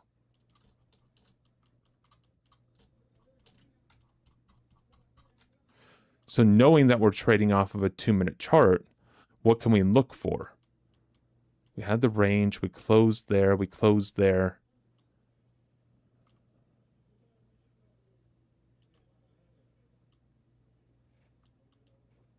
Here we go. Here's our range. Value area low, value area high. We only want to look at shorts, right? We can look shorts from there. And we can look shorts from here. And we don't want to worry about the longs right now.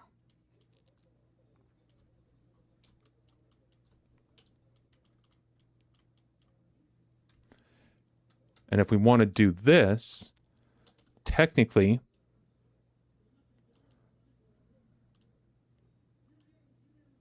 we could put one here. We could put one here.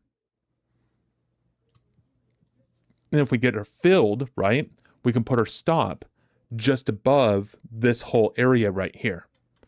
And then if we trade in here and we hold, and our stop is holding, and we can see price and volume forming in this area in here, we can get into a bigger position than just two. This is another way of doing this. And we knew that we were in value over here. When we came back down through this area here, value area low, right? Value area high was someplace in here. So there was another short opportunity in here to get down into value area low, because this would have taken us into value area high. When we came up here, value area high, because of the volume, would shift, right? So now we have this area in here. We're already looking for the shorts. Cover some of them in here, add more into here, cover more as we come down. Now let's see what happens if we get up here.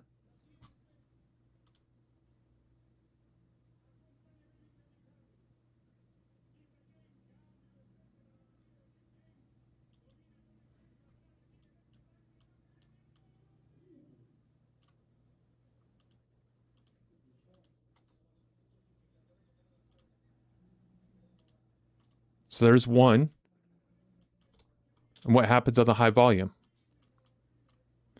I've been reading Mind Over Market, yeah, by James Dalton, yeah. And I see that you make it in real life. Is it, I think Dalton wrote a good book there. I think Dalton got way too technical in his analysis in the book. And it's very difficult from that book to turn into what he is describing at the live edge of the market. That's what I think about Mind Over Markets. I don't think it's a bad book. I just don't think that it's like any other book that's written out there about the markets, right? It's theory and it's practicality, but how do you apply it into action? And I don't think that he does a good job in providing that. And that's where I think most educators fail, because most educators, in my viewpoint, aren't sitting here trading day after day. They're in the education business now. I don't believe in the context either of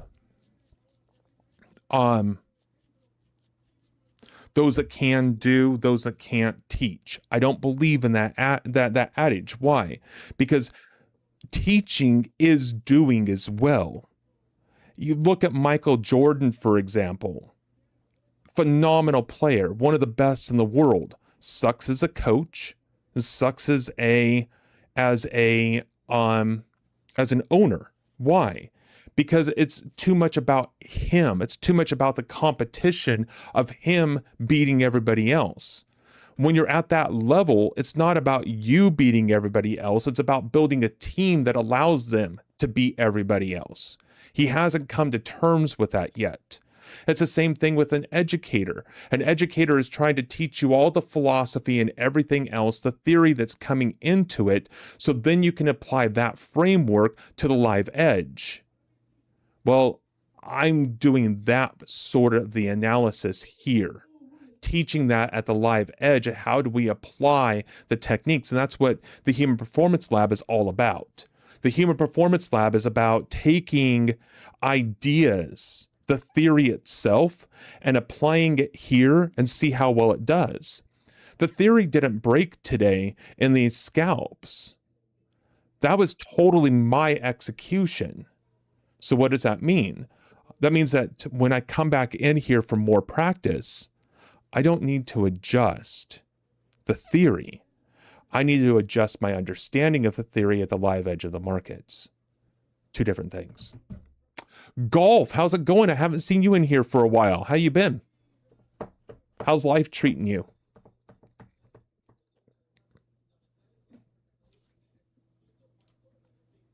But thank you for the kind words, though, Juan. I appreciate it. And like I said, I don't have, good. It's good to see you. Anything fun and exciting? Been golfing recently?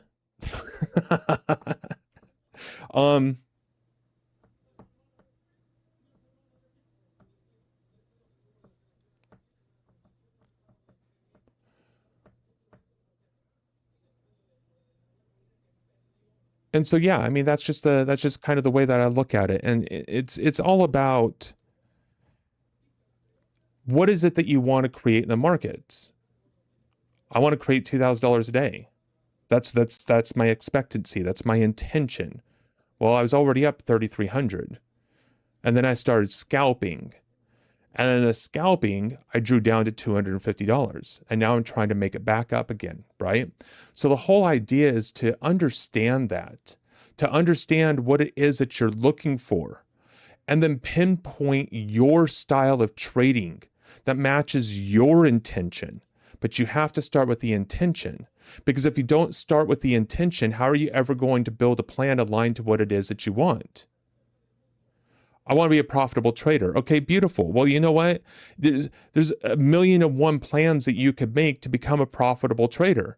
There's more plans out there than there are profitable traders, because a lot of profitable traders have more than just one plan that they can use. So the problem isn't profitability, it's what is it that you want?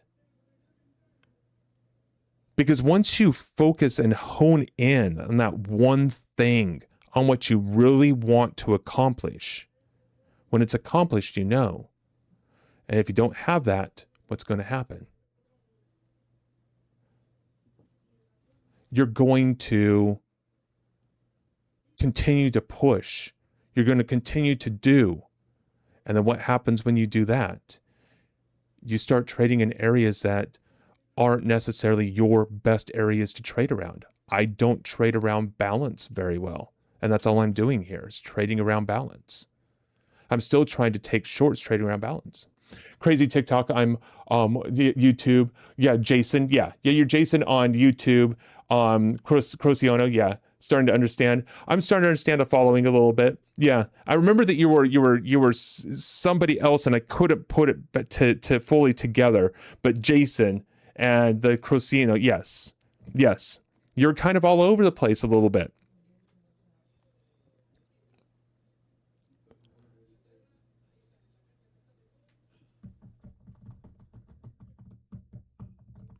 And so what happened here? We rejected out of these areas, right? We have the high volume, the rejection, everything looks good.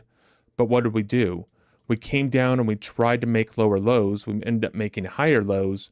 The increase in volume down at the lows is buyers, not sellers, right? And so now you're stuck in shorts when buyers are in control coming up to initial balance.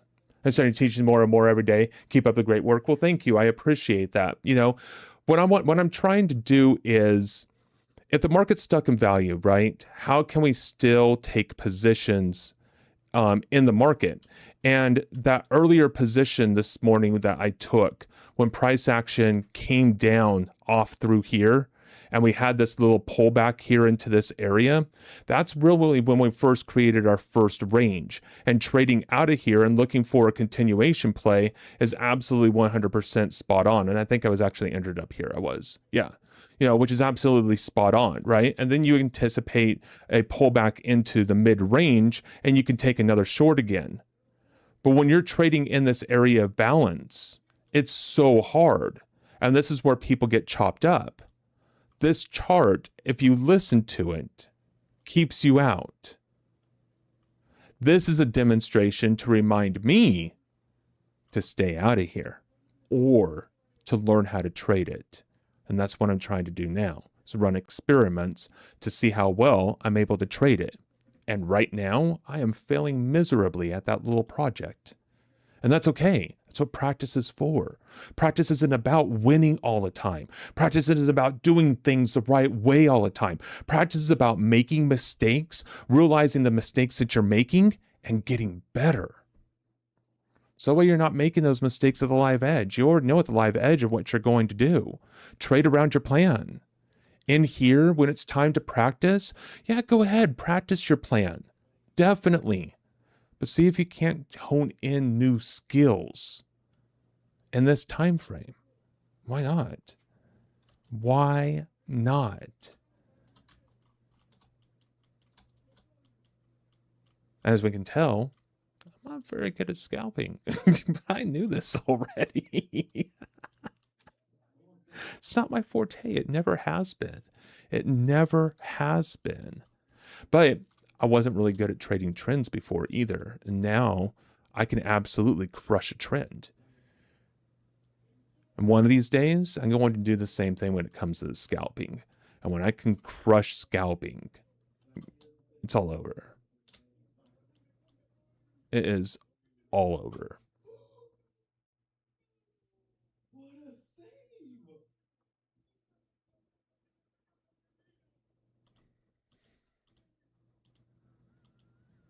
Now I'm anticipating this to break this low, to come in and pull back a little bit. And if it does, I want to be out with a break-even trade.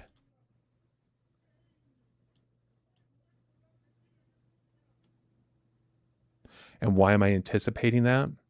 Because of the way this bar closed at its low. I'm anticipating some follow through to the downside. And let that follow through come in to this area. Testing the previous range of this little consolidation period. Now we'll see if it gets there or not. came back to the actual new entry, right? And remember, here, I'm risking 6,500. Remember, this is also a mini. We can do this in the micro, right? And you're not even near $6,500 of risk in a micro 7 contracts.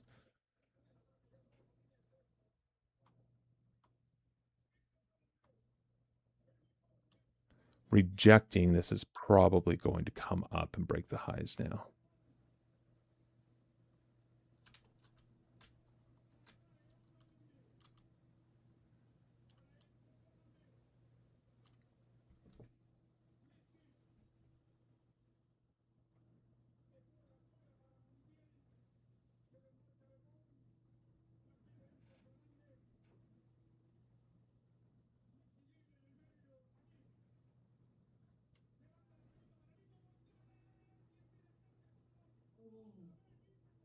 My family's over there on the other side listening to the football game right now.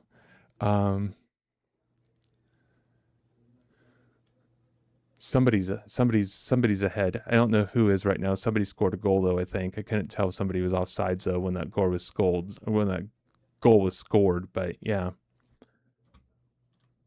I'm gonna speed this up real quick just to kind of see what happens here. And there we go. See, took it out. So, there it is. I mean, again, rotational markets, right? How do you trade around rotations in a market?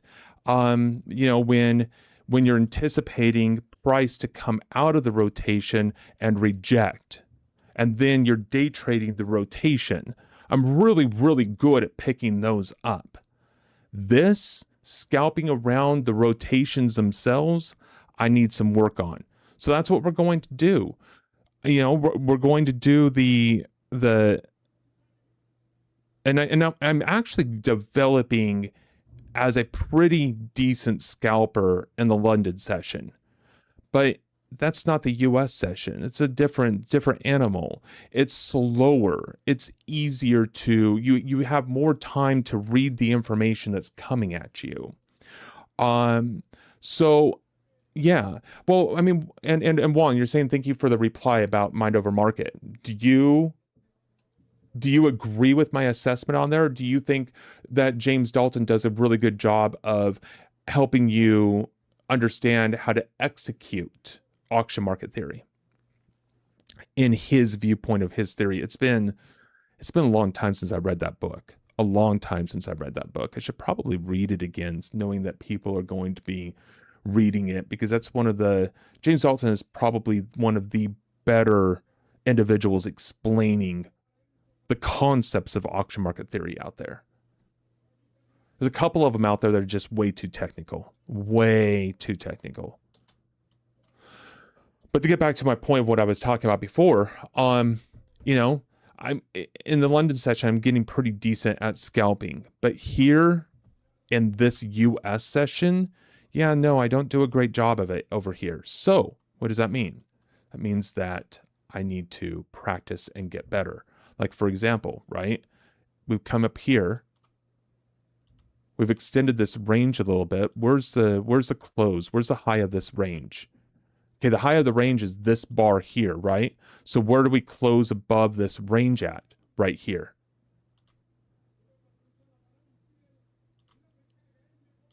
So if we're closing above that range, we should be long.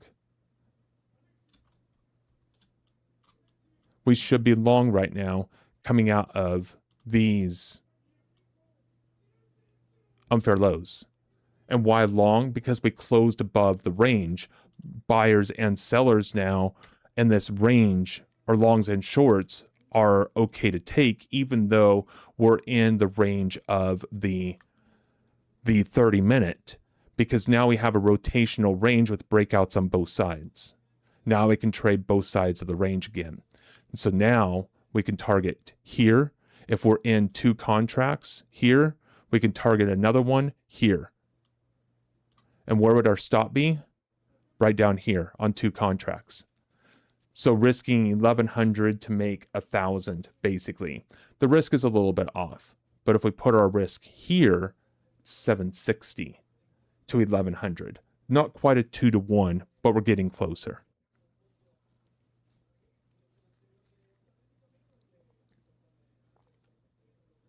And if we get up 400 into the position, what do we need to do?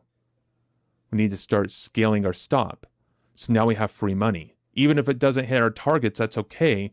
We can't take a risk or a hit on the trade.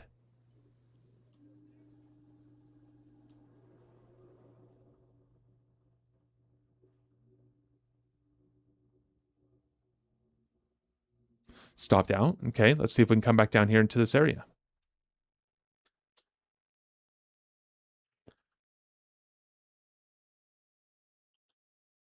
Then go ahead and get one off here. Let's go ahead and get the second one. We still have our 2 up here. We still have our stop down here. It's now 480.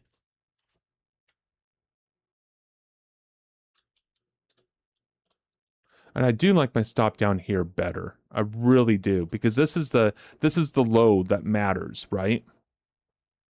And then what's going on here? Why are we coming down off of this area? Well, we have the low volume high here. We just barely broke the low volume, the high by very low volume, right? We rejected down here. The bar opened and immediately starts trading off. It doesn't move up here to value area high. Again, I have a lot of work to do on trying to scalp this time frame in this market. And then if price action continues down here, what's going to happen?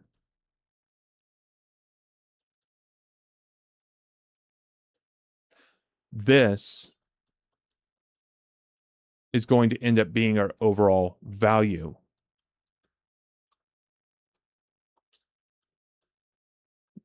Now we barely broke these lows in here. We have the high volume. We're right back into the area. This is way too late to enter the position, but there it is. And where's your target at? Right up here at the 720. Not the 720, but the 708. From a 72 entry, you're looking at 720. Just a little bit more than a 2-to-1 risk reward ratio. But where are we at though? We're trading in the upper range breakout of overall range, more than likely moving back down into value area low down here around the 29.25.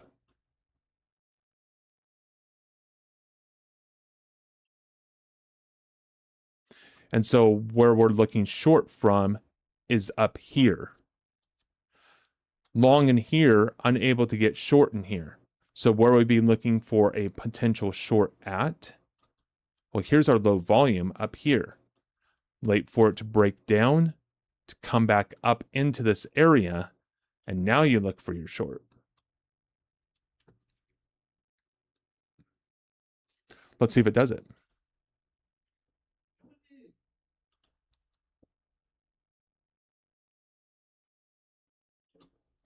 There it is.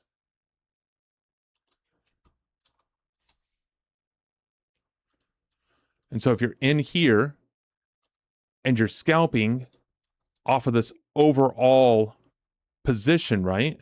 Should have a limit order right in here. And then another limit order at this low.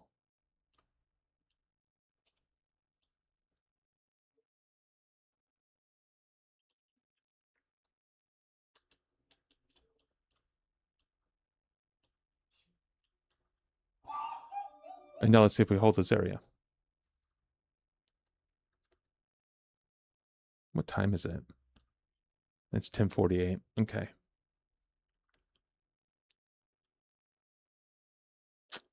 Yeah. I don't know. I'm going to need much different entry criterias on my scalping positions.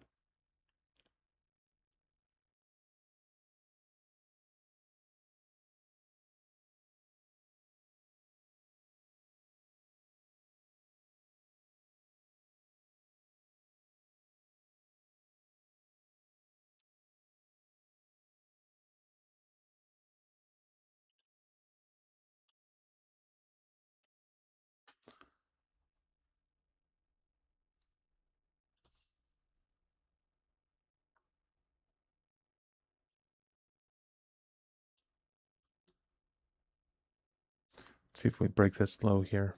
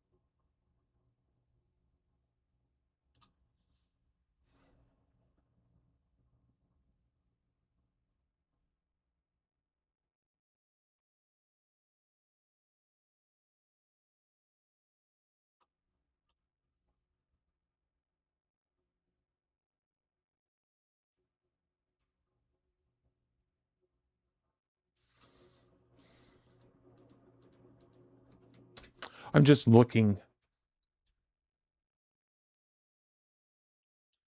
I'm looking at the charts. I'm looking how all this develops. Oh, you know what? This is what happens when I constantly change my charts. I'm going to have to build out templates for each one of these. I have to. Because I keep making the same mistake over and over again. There's a reversal area.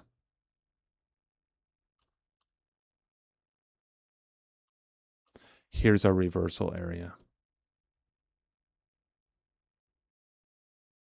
Price action testing up into this area. Right there was a short again. I missed it because I was looking at other stuff. So I got a little bit of a worse price there. We still have a target down here. And my next target, this one here, I'm going to move just above this area. And then my next target is going to be just above this area right here. And now we're going to see if price action can get to those two areas. Or do we break this high here first? Let's see what happens. I'm actually pretty tired. As soon as this trade is over with, I'm going to be done with this session. So down 2,049 on the scalping, the original position to this morning, 3,300, whatever it was, around that area in revenue. At least this day was very, very, very difficult to scalp. But why though? Well, we're just trading in a range. We're trading in the chop. We're all traders say, hey, look, I have a very difficult time trading here in this area. The chop just kills me. This chart here is telling us to stay out of the chop. It's telling us that this market is rotational. And in that rotation, expect price action to be rotational. And so worst comes to worst, in this type of market condition, we listen to it and we stay out. But that doesn't mean I can't continue to come in here and practice this. Just so happened that today was a negative day in the context of that practice. All right, everyone. Well, I want to thank everybody so much for being here. I want to thank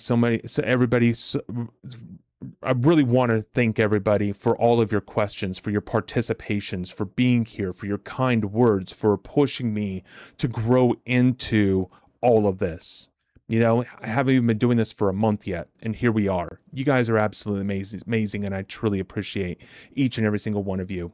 I am going to be doing another video for setting up the pre-market analysis, how I set up my areas and those type of things. I tried to do it here in the live. I don't think it worked very well.